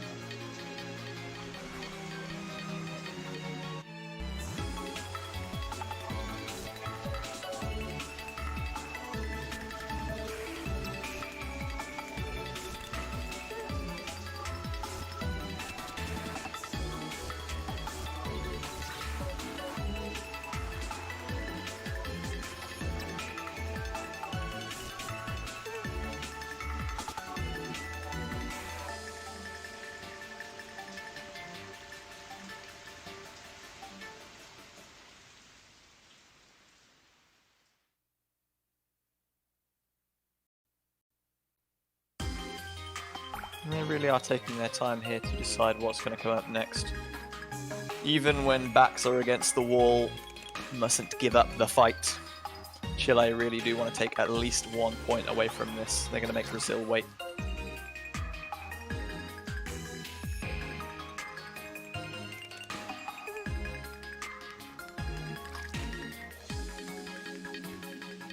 It's going to be Framework, one of the least picked maps from the group stage thus far.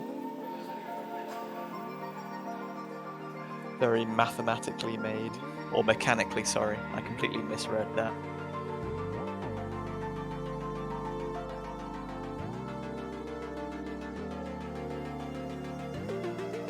So Brazil look like they're going to be swapping out 2 of their 3 rosters, only Lothus currently remaining.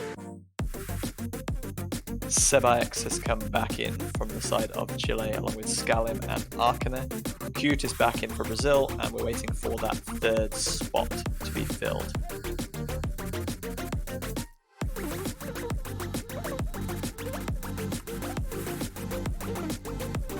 Silly Fangirl going to be jumping in for that final spot, so Brazil looking like a pretty terrifying roster right now for potentially the final game. In our other match, the US have taken their 5th and final point against Canada on calling by 40,000 points. Pretty comfortable win for the US on that one. That starts their campaign off with a success, so well done to them. Brazil again looking to repeat the Americans' feat in this one against Chile in their group.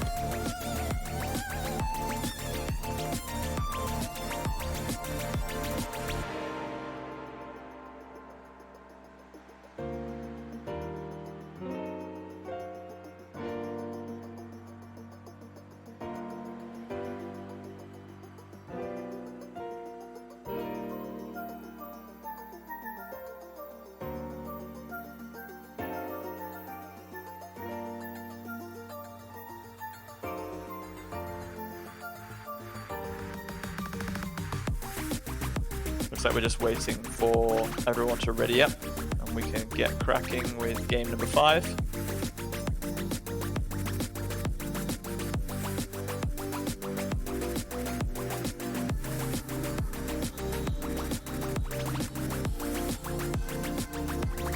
Looks like Yusei has jumped back in for Chile, their newest player.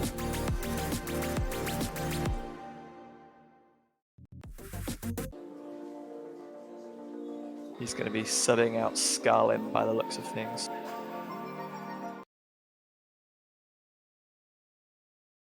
The map card on screen reads Memory Factory.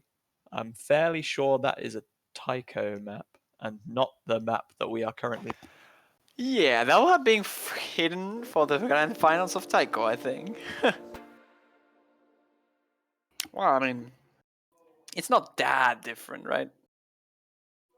Just turn your screen on its side. Yeah, and add 2.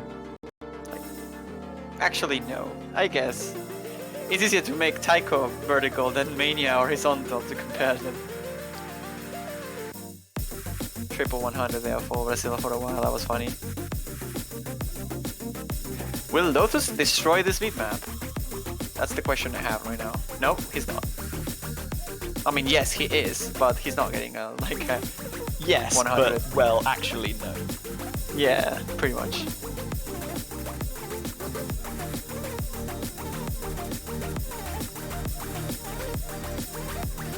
Some great accuracy coming out of Arcana here on the side of Chile, that 99.86. Yusei is at 99.3 now, struggling just a little bit. Sebaix sitting in between them. But unfortunately, once again, it seems like all of Brazil's players are just eking out that slight advantage over their Chilean counterparts, giving them the advantage. Currently sitting at about 15,000 points.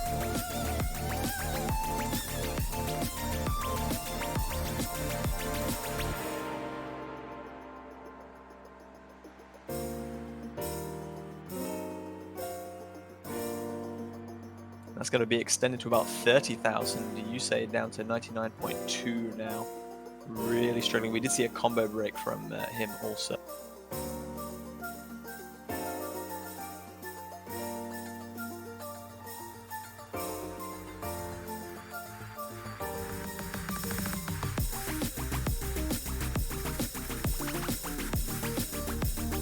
Coming into the last quarter of the map now. Lothus still on 99.95, Cute right behind on 99.87, and Silly Fangirl 99.8, no slouch either. Yusei is building up their accuracy once again, Sebaix doing the same, but Arcana is starting to fall off a little bit. There is very little chance that Chile can make it back into this one. They've just slipped slowly too far away, and Brazil are going to take this one 5-0. Great start for them.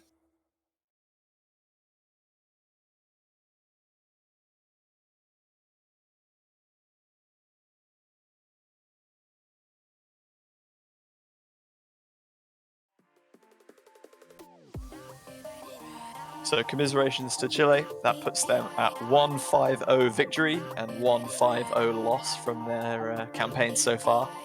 But congratulations to Brazil winning their first game of the 2019 group stage in convincing fashion.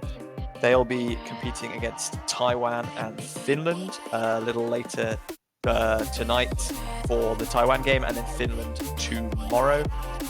Chile, meanwhile, play Taiwan in the early hours of the morning, and then I think that will conclude their group stage.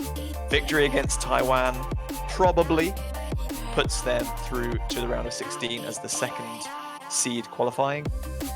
If they don't see victory against Taiwan, or if Taiwan manage to beat Brazil, then this group F is going to be thrown wide open, which will be very exciting to see.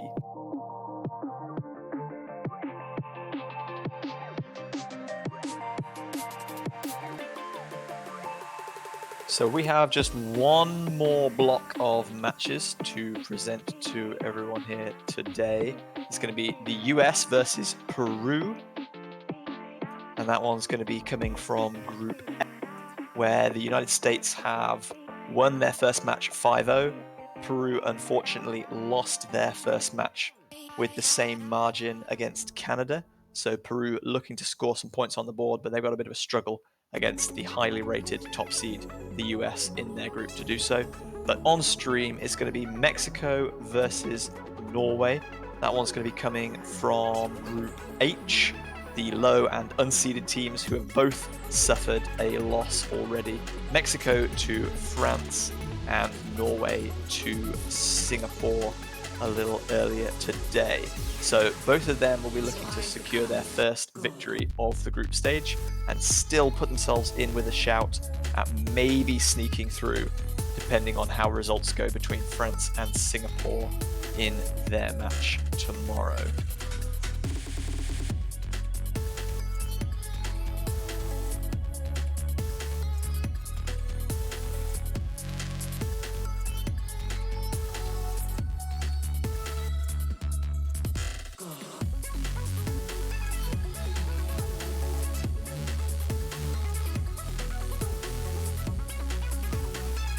So we got 5 minutes until we begin our next match, which is going to be Mexico versus Norway.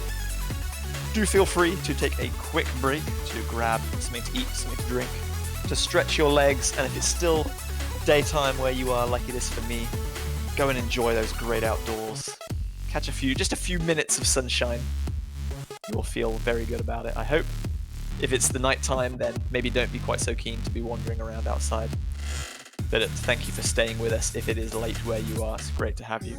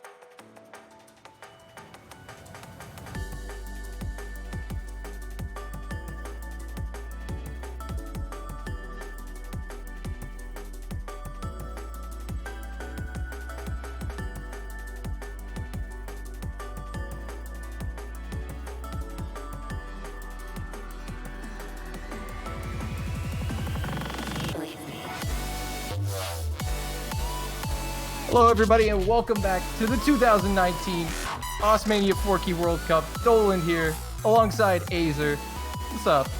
Hey, how's it going? So it's going to be me and Azer taking you through Mexico versus Norway, for those of you still tuned in. The break, come back, please. But we're going to get into some warm-ups now. So, Azer, a couple Canada matches have happened, you know? I know you're a big fan of Canada. I am indeed. How'd you know that? I don't know, the leaf on the flag kind of gave it away. We learned that when Canada played Peru. The leaf is very important. I didn't actually get to like follow that game, but I was looking at the USA directory and I looked at the flags at the top and I saw what I thought was the Canadian flag. But it was not. But it was the other team, so it was okay. But it was not. Brilliant observation. No problem. Oh my goodness, but we did learn that the leaf's important. Canada, though, looked good in that match. They took the win. Just fell to the US earlier, but still looking good. And that's a really difficult group. They've got to play, I believe, China next. So, that match later in the weekend. I felt the optimism in your voice. Well, the match right now on stream right now, though, is going to be a match from the Group H with the low and the unseeded teams. So a lot at stake here for both of these teams if they actually manage to like upset any other team in the tournament, in their group rather. Yeah, because then they're through basically if they can do that. So not the first low and unseeded match we've seen today.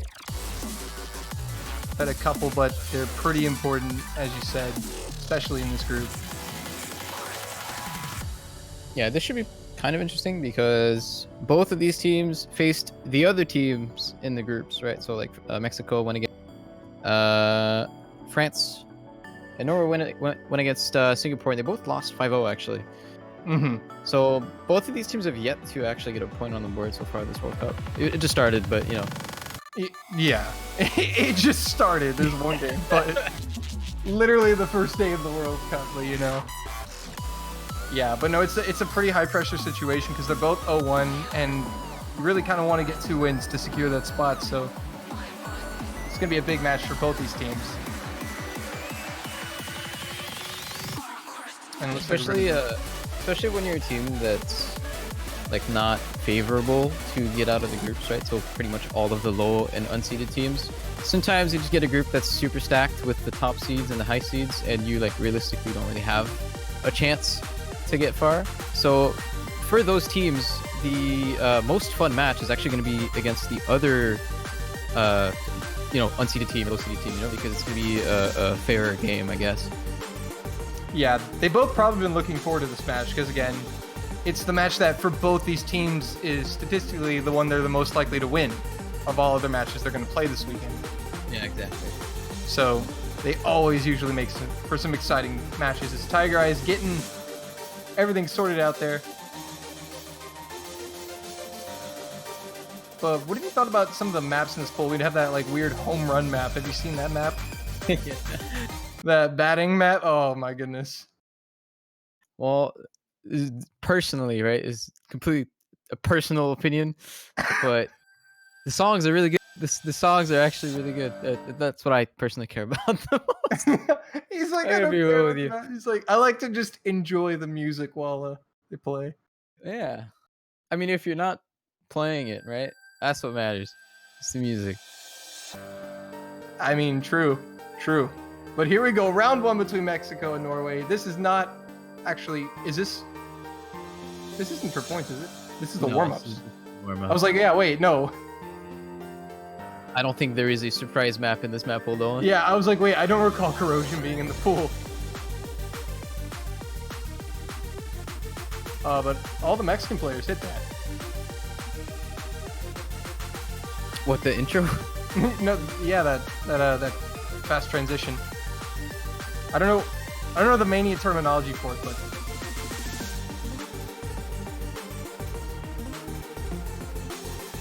Noir is popping off right now at the top of your screen, folks.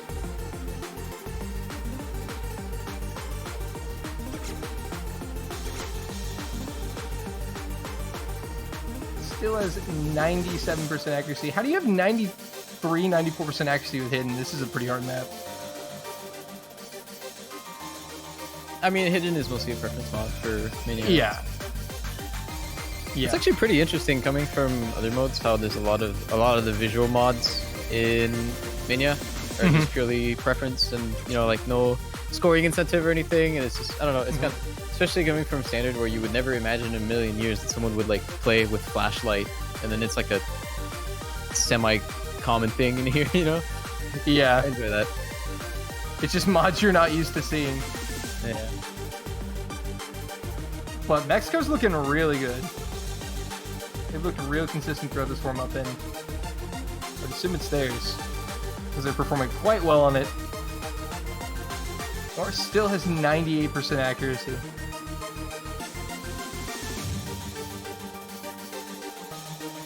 But bizarrely, actually, that's still really impressive to me that he's got 94% accuracy with the hidden mod. Yeah, not too familiar with the players, but I'm assuming he's probably going to be ending up playing hidden for all the maps he's.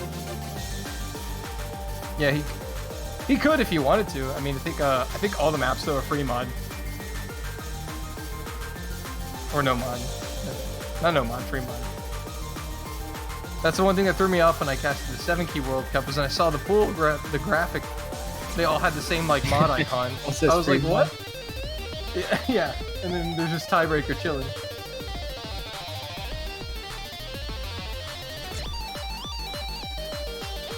I wonder what kind of maps we're gonna see being picked here, because even already, as we haven't even played half the matches, I believe, or maybe a little bit under half, and we're starting to see some trends with very common picks and a single very common ban, which is batting show.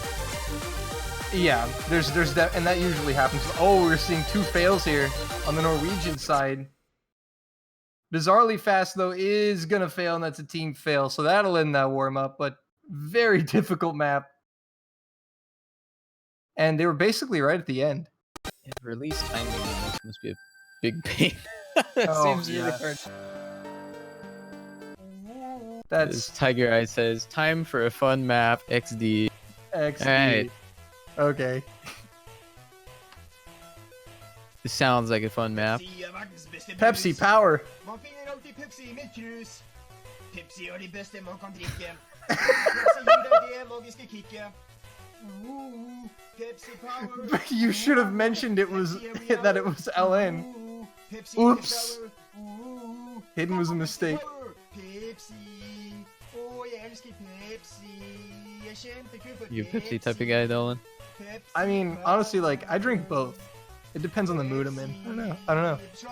Honestly, sometimes the restaurant only has one. You know what? This has absolutely nothing to do with this match. Well, I guess, no, technically this is relevant because the song is about Pepsi, right? But one thing that really bothers me every time I've been to anywhere other than Canada, to be honest, but mostly in America, is when you ask for iced tea. We have iced tea here, right? Which is like brisk, like sweetened iced tea, but not. And if you ask for iced tea in an American restaurant, they literally just give you cold tea. And if you ask for sweetened iced tea, they just add sugar in it. they don't give you the brisk, that's always bothered me. The brisk, completely unrelated. I'm so sorry, but I had to mention it. No, but you wanted brisk. That was the whole point, right? Yeah, they don't have it. Yeah, I like brisk too, but like down here, especially like here, when you say iced tea, it's tea with ice in it, and if you want it sweet, we put sugar in it. But we have brisk down here too. Anyway, Pepsi Power, folks. What? Ooh, Pepsi Power. Ooh, Pepsi every hour. Ooh, Pepsi in the shower. Ooh, go Pepsi Power. Go Pepsi Lyrical Power. genius. This is Pepsi Power. amazing. Go Pepsi Power. Did something die?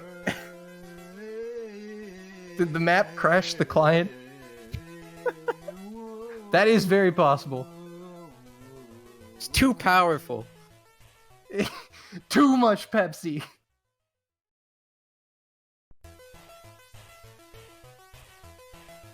Apparently, us client prefers Coke.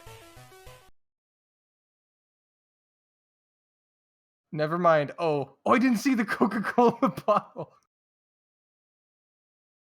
Genius mapping. What a background. Mapped by Commando Glass, who, as far as I'm concerned, is now the best Mania mapper of all time.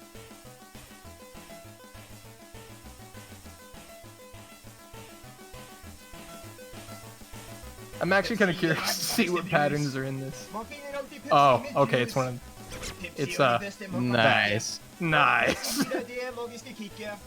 Exactly what I expected. Would you like some rice with your Pepsi? Pepsi every hour. Ooh, Pepsi in the shower. Ooh, go Pepsi power. Pepsi. Oh, jeg elsker Pepsi. Turn it up. I had to listen to Juan Crystal sing, a recording of Juan singing as a 12-year-old earlier for warm-up. Now I gotta listen to Pepsi Power. You know, Azer, when I woke up this morning and thought, I'm gonna cast the World Cup, I did not expect that I would be hearing this. Really? You're lying because this always happens. I mean, I know it always happens. It always happens, but just one day I'm gonna be like, maybe it's not gonna get. Maybe it's only gonna be a little, or like once. Pepsi power. Ooh, Pepsi every hour. Ooh, Pepsi in the shower. But it's a pretty good one. I'll give it that. Pepsi er bra. Pepsi er best. Et liv uten Pepsi er å leve med pest. Coca-Cola for de som Casters, please sing along. No, thank you. I can't. I don't speak this language. Yeah, this is not. This is not. Maybe if the song was in English. Yeah, or maybe if it was Twitch Sings, but.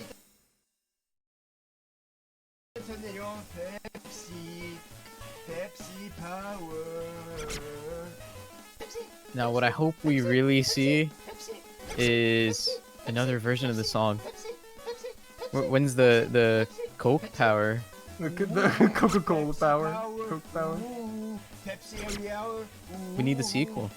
The sequel, yeah. We need the battle. We need to have them. We need to see which one's the better one. Can we get Will Stetson to cover this?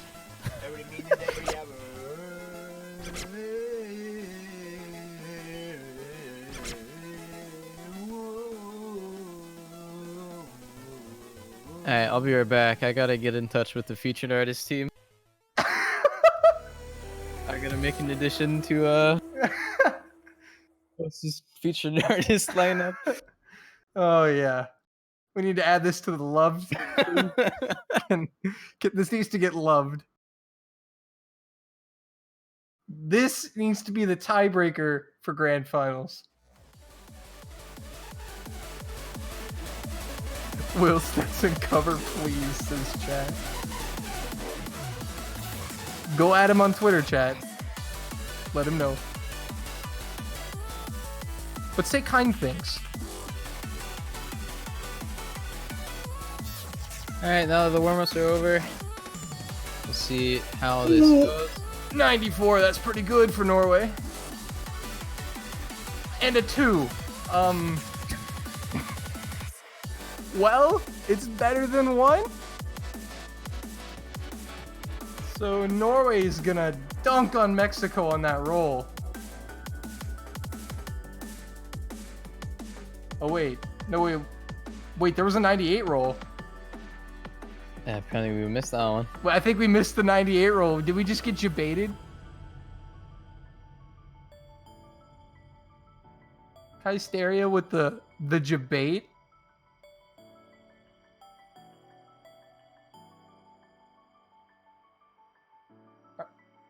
I have no idea.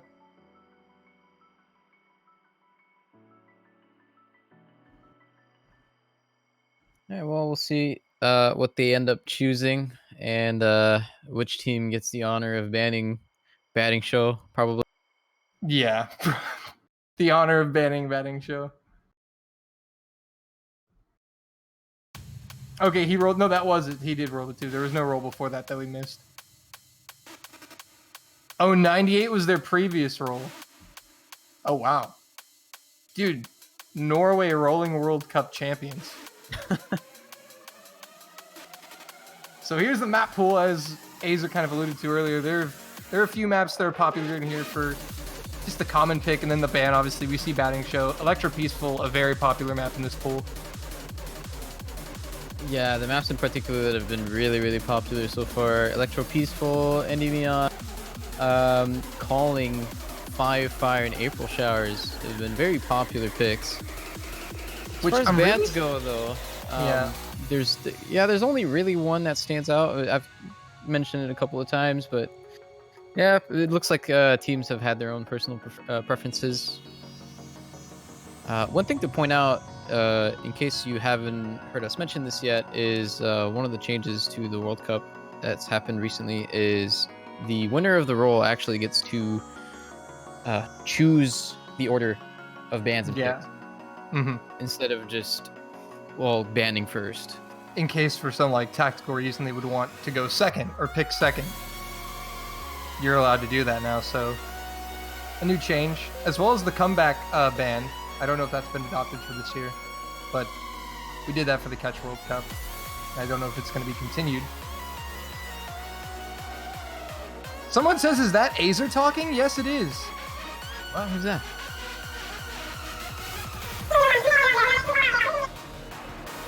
What? Nice.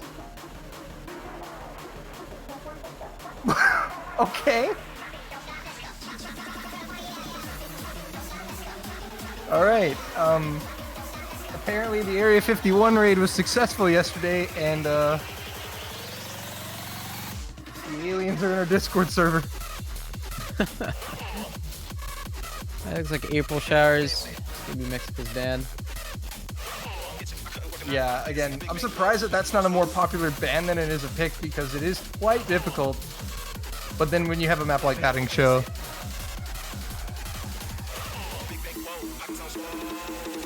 but Mexico's not having any of it. And so it looks like Norway will have the honor of... Well, at this point, you may not even have to ban Batting Show, because does either team really want to play it?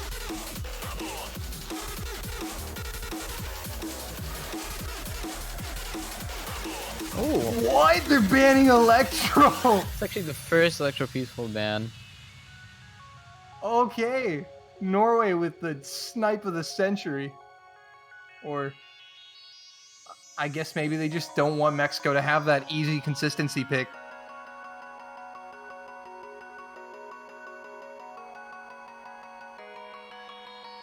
So the first time it's not picked, it's actually banned, just instantly off the bat, so... Alright. But has it actually been picked every single match? I think it has. It's been picked in almost every single match, if not.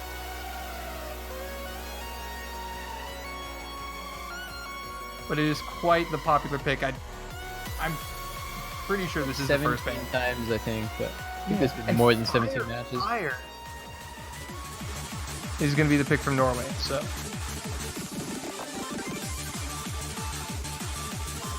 Yeah, it's another map we've seen a lot. Yeah, it's been popular with a lot of the teams.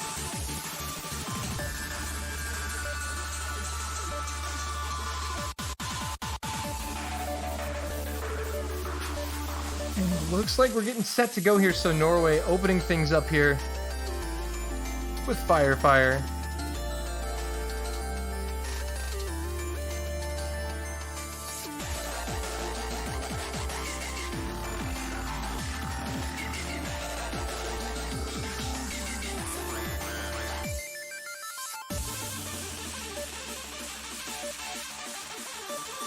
So we should be getting started pretty soon, I think. I think they're just making sure that everyone's connected. But Peru has taken the opening point against the United States, ladies and gentlemen. That's an update. And by a hefty margin, I think something happened. Scriptchan says Peru won, so we'll keep you updated, but considering that it says they won by 628,500 points, I think something happened. Oh yeah, I think there was a connection Yeah, problem. As on the MP Link, the USA has 2 players and both of them fail. Pope has 22 points. So, So I believe something happened there. so I don't know if that will stand, but we'll keep you updated. So that's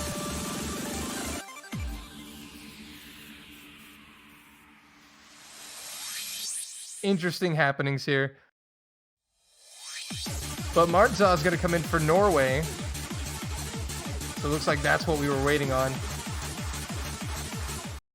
And looks like we're finally going to get this match underway. 2 hiddens coming out from Norway.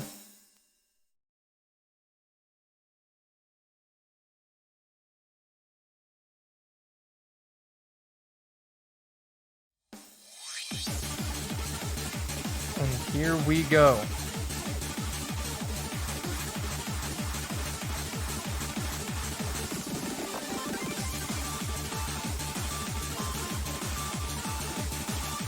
Some early act drop from Girare down there on the bottom right-hand corner of the screen.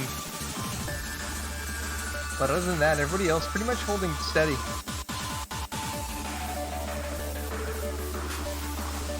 think everyone got caught off guard at the very beginning there.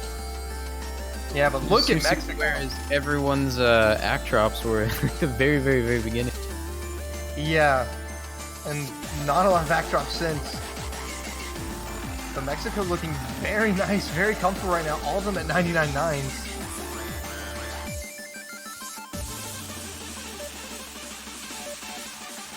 And Norway again, not that far out of it. They have 299.8s, but it's Girare, the 99, soon to be 99.6. That's slightly behind. Yeah, it's still allowing Mexico to build like a fairly sizable lead by now. Could still change. Yeah, it's still within reach for Norway, but they might need a miss from Mexico pretty soon here. Or a significant act drop. Because the Norwegian player is actually playing very well, especially with double hidden, but Mexico just slowly pulling away with the superior act.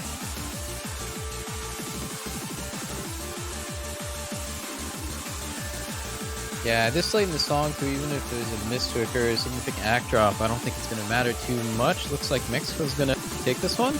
Yeah, just considering how strong their act is, though. So, they're going to take it. Everyone played pretty well there, but Mexico able to get the break point. Yeah, pretty good performance. 2 997s on the side of Mexico. That'll be the first point in this World Cup. Yeah, and no misses for either side on that one, so we could be in for quite the match. Why hidden? It's a personal preference for players. They're allowed to add it if they want. They don't have to. But that's actually really impressive, getting a triple SS with 2 hiddens for Norway. So Mexico gonna be happy to come away with a break point there. We'll see where they go with it.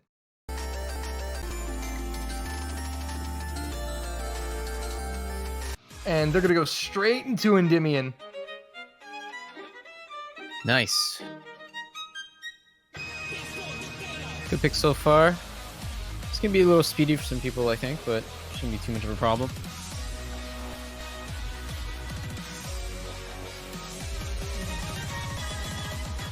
Yeah, this has been a popular pick as well. Seen a lot of play. And just to give an update on the USA versus Peru thing, yeah, it looks like that point is going to be canceled as there were some issues. Yeah. So connection issues. So they will, I assume, replay that. And we'll keep you updated once we get the scores.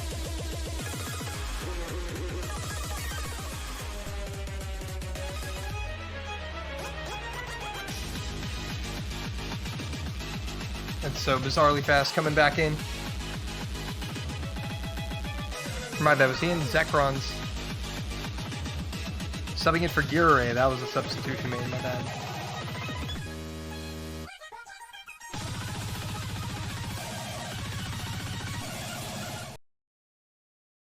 And here we go. So this is Mexico's pick. And we're going to see Mirror and Hidden from both Martzaz and Bizarrely Fast. Nice. Wow, okay. I mean, maybe they have practice that we've seen Mirror use, but I just haven't seen Mirror and HD. And they played quite well on Hidden, so I would assume they're still going to be strong on Mirror Hidden.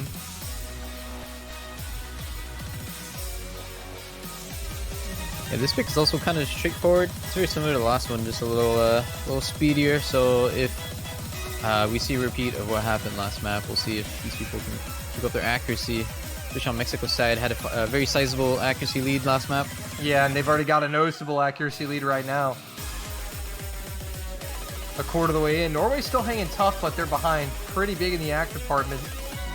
Hysteria is still at the 99.9. And Noir is right behind him as well. Flute's the lowest accuracy at 0.87.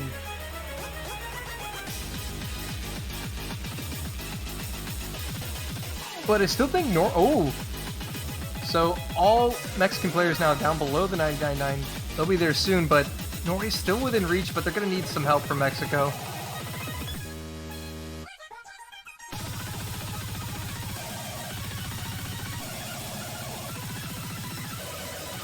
Oh, and Zekron's going to be the first drop here. Bizarrely Fast will fall right after that. That's 2 misses for Norway. And a lot of accuracy lost, and that's basically going to hand this one to Mexico as long as they can avoid melting down here. That's pretty much it. They've all got really strong accuracy, and with 2 combos down on the right side, there's pretty much nothing they can do. Yeah, barring a crazy disconnect or a fail.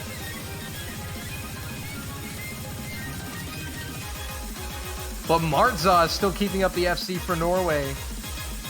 And that's some very impressive act with Hidden and Mirror. Yeah, he managed to keep up and score fairly well to all of Mexico's team. But yeah, 3 990s to 1. Very well played, actually, on Mexico's side. They seem to be pretty strong at these more standard picks, I guess. Mm-hmm. And they lead 2-0 now. The pick going back to Norway. I'm curious to see how they do on the more SV gimmick type picks, because there's quite a few of those. Batting show's still open as well. They did ban April Showers though, so yeah, April Showers we won't be seeing. And update: the United States lead 1-0 over Peru. This time it's official. That point will stand. We're good. But 120,000 points of difference there.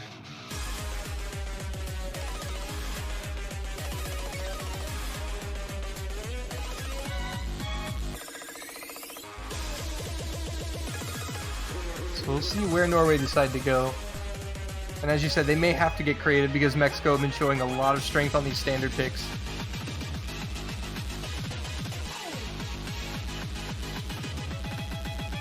You could see like maybe rotary slicers or batting show. I mean, considering they banned a map like that and Norway just lost to just straight up picks, right? Could be a good idea. Don't know how well they do on that type of stuff, but I think chat really wants to see batting show. Batting show or riot. Yeah, I think they want it.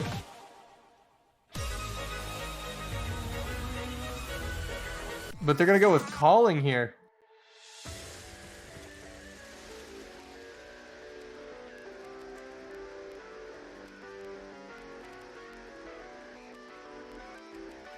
Alright, okay, I kind of like this.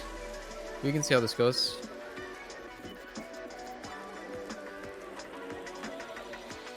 Yeah, actually, I didn't even consider this map for a second. Kind of overlooked it, but could be a pretty good pick here for Norway. If I'm not wrong, I think this has like micro SV changes. Mm-hmm. So something to not pick a normal map, I suppose, because it's not been going well for them. Yeah, they may just have to try to play off the beaten path here and just play some SV, some tech maps.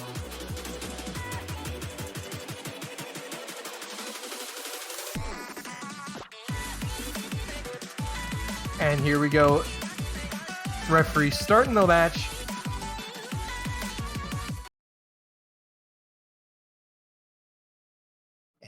we'll get into round 3. Norway's pick on calling.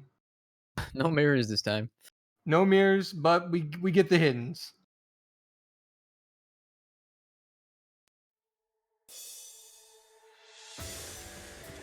And Gire is back in. It's the same rosters that played round 1, essentially. Some early act drop for Norway here, and a little bit on the side of Mexico. Noir is struggling at 98.4. And so Norway will lead because of it.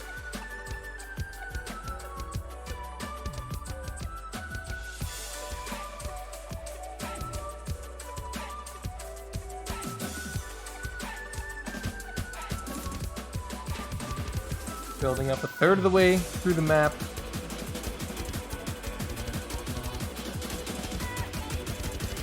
Still nothing crazy. Noir is still recovering the act, just now getting to 99%. But Norway still... Oh! Big act drop there. And now Mexico's actually going to crawl back into this one. The more Noir recovers, the more that bar is just flying to the left. Because Plut's at the 99.9 and Kysteria with 99.8. Mexico's accuracy is really good. And it's only getting better because Noir is actually not falling behind at all here. Yeah, it looks like he didn't really drop anything since the beginning, other than maybe 1 or 2 200s. But Norway's still very much in this. It's very close right now. Yeah, they really have to hit the section really well, though. Yeah. All these micro SB section, like the early one is where they dropped all of their accuracies. They've got to hit this one a little better if they want to take at least a point so far, because Mexico is building a bit of a lead here, and we're really close to the end. Yeah, Mexico trying to hold on. Norway trying to fight back, but Mexico are going to hold on and clutch it out.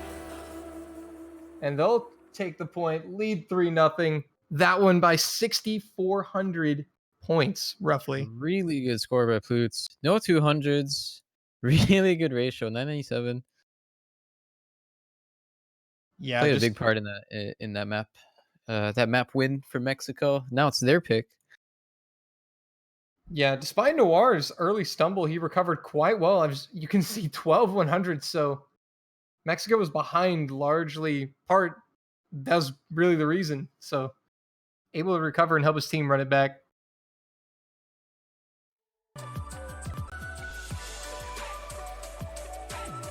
And now Mexico will get the next pick. We've got Magnolia, Rotary Slicers, Apollo 11, Update, Arc 4, Framework, and Batting Show left in the pool.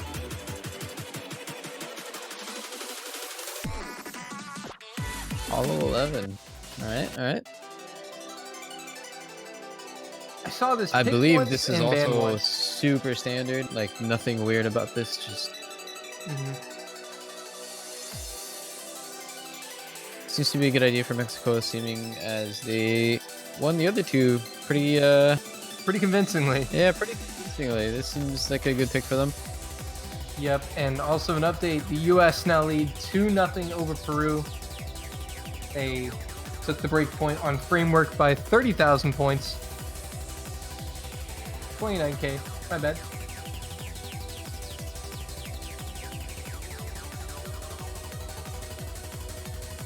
But Apollo 11 coming out here from Mexico. And the question is, Azer, will we see the mirror? That's the real question. I don't know. It was probably something specific with that one map. Yeah, probably in the. I guess people do that sometimes if there's a pattern that's particularly uncomfortable on one side, right? But this is, I think this is just a really long jump stream marathon, if I'm not wrong. I think so. This is just like pure like focus, concentration, and accuracy, right? Which has been on Mexico's side.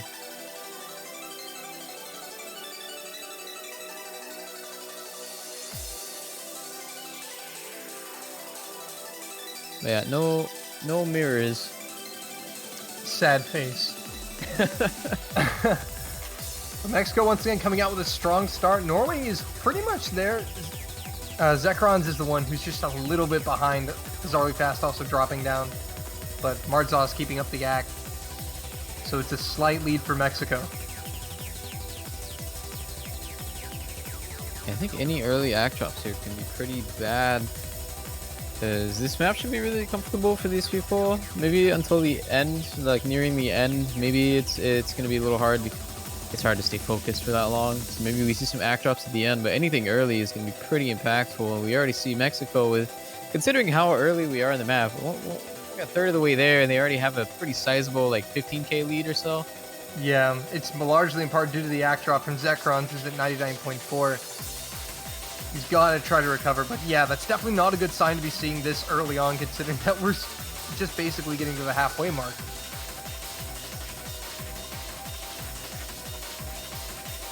But no signs of fatigue yet from Mexico.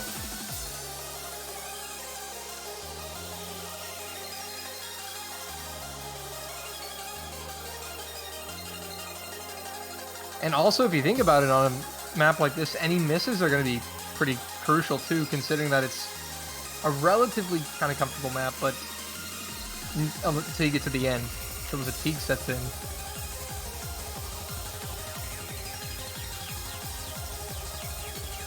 I think so too, but I think the lead is big enough now where I don't think it can actually change the outcome. Maybe it can. It's gonna be really close if it does even happen, but it looks like Mexico's really comfortable on good accuracies across the board.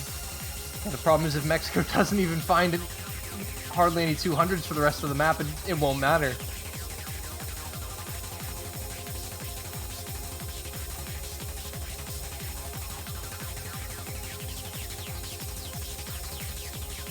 Yeah, it's kind of winding down now, and no act drops, no misses. Mexico are not giving Norway anything. Yeah, no, Mexico are here. They're playing for keeps, man. 99.94 from Noir, who put up a pretty awesome performance last round to make the comeback. Comes through in the clutch, and Mexico lead it 4-0. Yeah, super good ratio out of him as well. Very well played there. They're a match point now. Yeah, and the thing is, though, is Norway's not getting smacked into oblivion on these maps. They're losing by like 30k, which is a sizable margin, but it's not a blowout, I would say. And they've been able to contest a little bit, but just unfortunately their accuracy is not quite good enough to compete with the Mexicans. Yeah, I'd like to see Norway pick something different. Get some SV in there, some anything that's out of the norm because it's not working out for them. Yeah, and it's basically their last pick if they don't win this, so you might want to start thinking about picking rotary slicers or batting show, because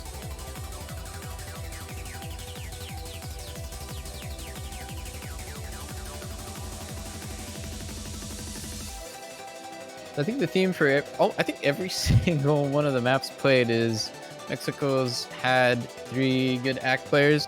I think, wait, Mexico hasn't even missed once so far in all of those 4 maps, which is pretty good, but Norway's always had seemingly one player that falls a little far behind in accuracy, and that's like really affecting them hard. So I think picking something where maybe everyone or more people will get lower accuracy, such as batting show maybe. Yeah, I mean, it's a toss-up, but at this point, you gotta kind of take the chance, because if you can get the point, you don't lose. Oh. Batting time. Oh. And they will go with batting show.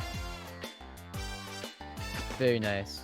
And once again, we return to the batting show. So we haven't seen this map too much. This is almost the least picked map, but it also has the highest presence because everyone bans this, right? So it should give you a good idea of what to expect if you haven't seen this. I mean, you say it's been hasn't been picked, but this is the third match I've casted, and this is the second time I've seen it played. Yeah, well, it's been But you're 5 right. times so far. There's Just only one close. map that's been picked less than that. But it's definitely, you're right, it has the most presence. It's got, I think if you combine picks and bans total, this map is probably going to be number 1. Or Electro. That or Electro. Nice copy pasta.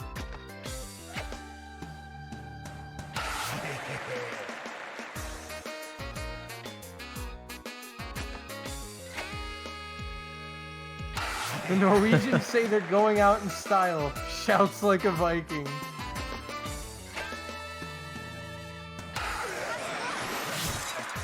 They're going for it, man.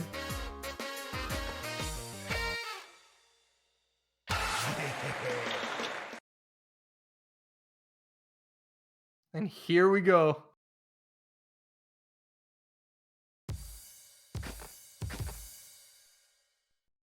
Let's see who does good on this. It's so funny watching the arrow go down because I keep picturing it as a baseball. 'Cause it's like right down the middle. Man, the O's client's a really good pitcher.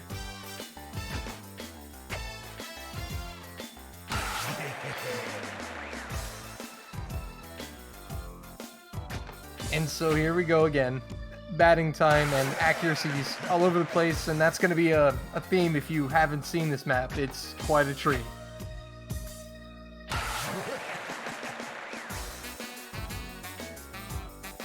See, honestly, this is the closest it's been so far. Oh, never mind. A lot of act drops and a miss from Zekrom. Never mind. Yeah. Oh, he just mistimed that. Oh. Yeah, understandably so. This is Yeah, that's quite difficult. map can be pretty mean. It looks like some big act drops from Hellscythe. Yeah, wait a minute. Norway is Norway, yeah, Hellscythe. it's pretty close. It's pretty Norway's close. got the lead. It swings every Oh, it's time we're swinging. batting. It's swings at the bat, dude. This is amazing. This is O's baseball. Holy cow! Mexico and Norway are playing America's pastime. That's pretty crazy, though. That was a crazy sequence. But Mexico will hold the lead now. And unfortunately, Norway couldn't take advantage of that. But it's a very, very difficult slow jam section there.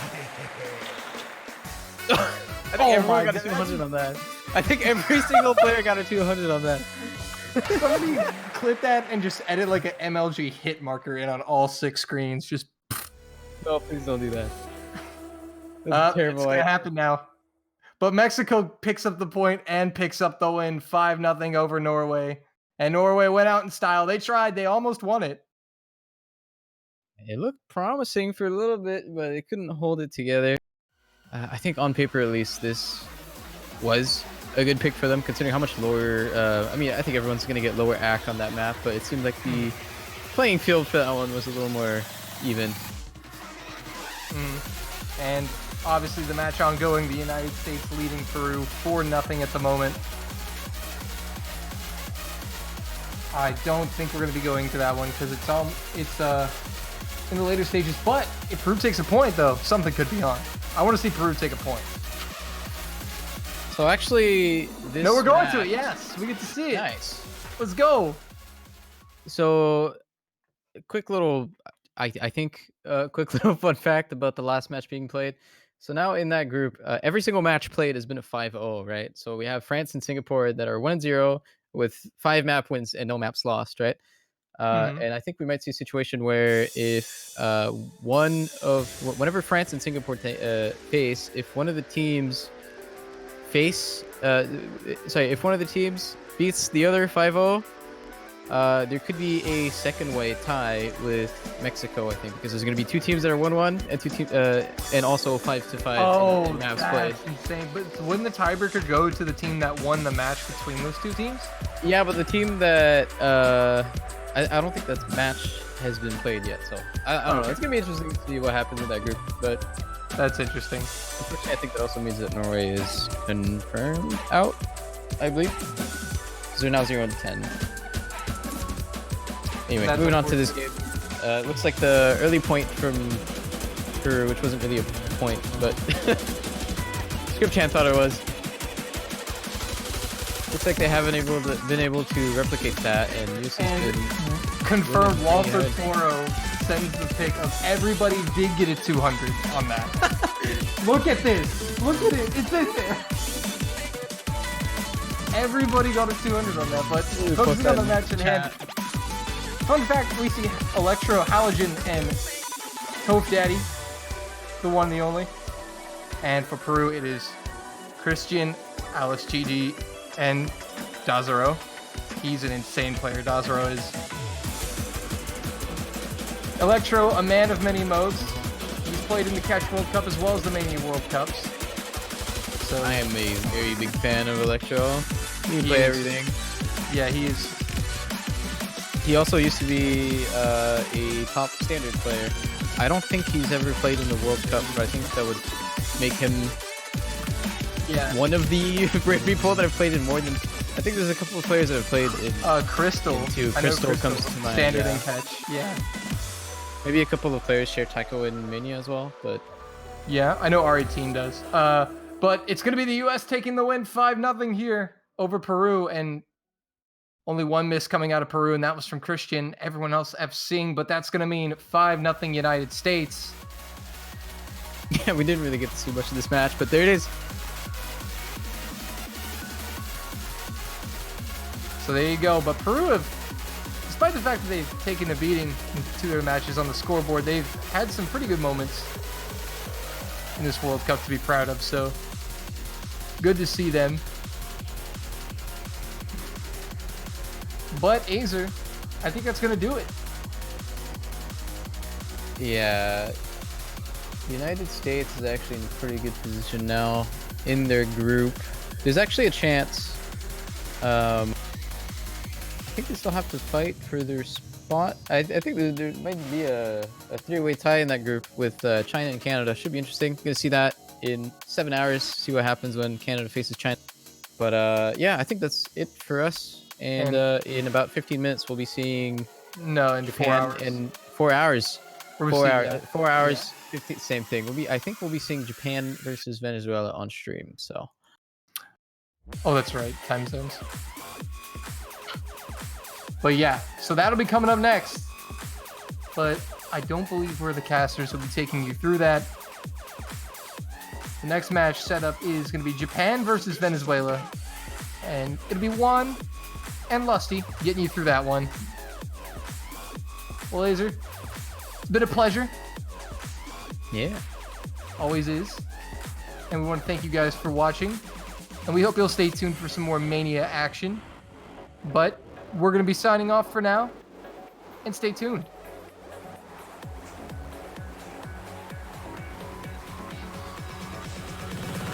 Cross your heads with the railgun.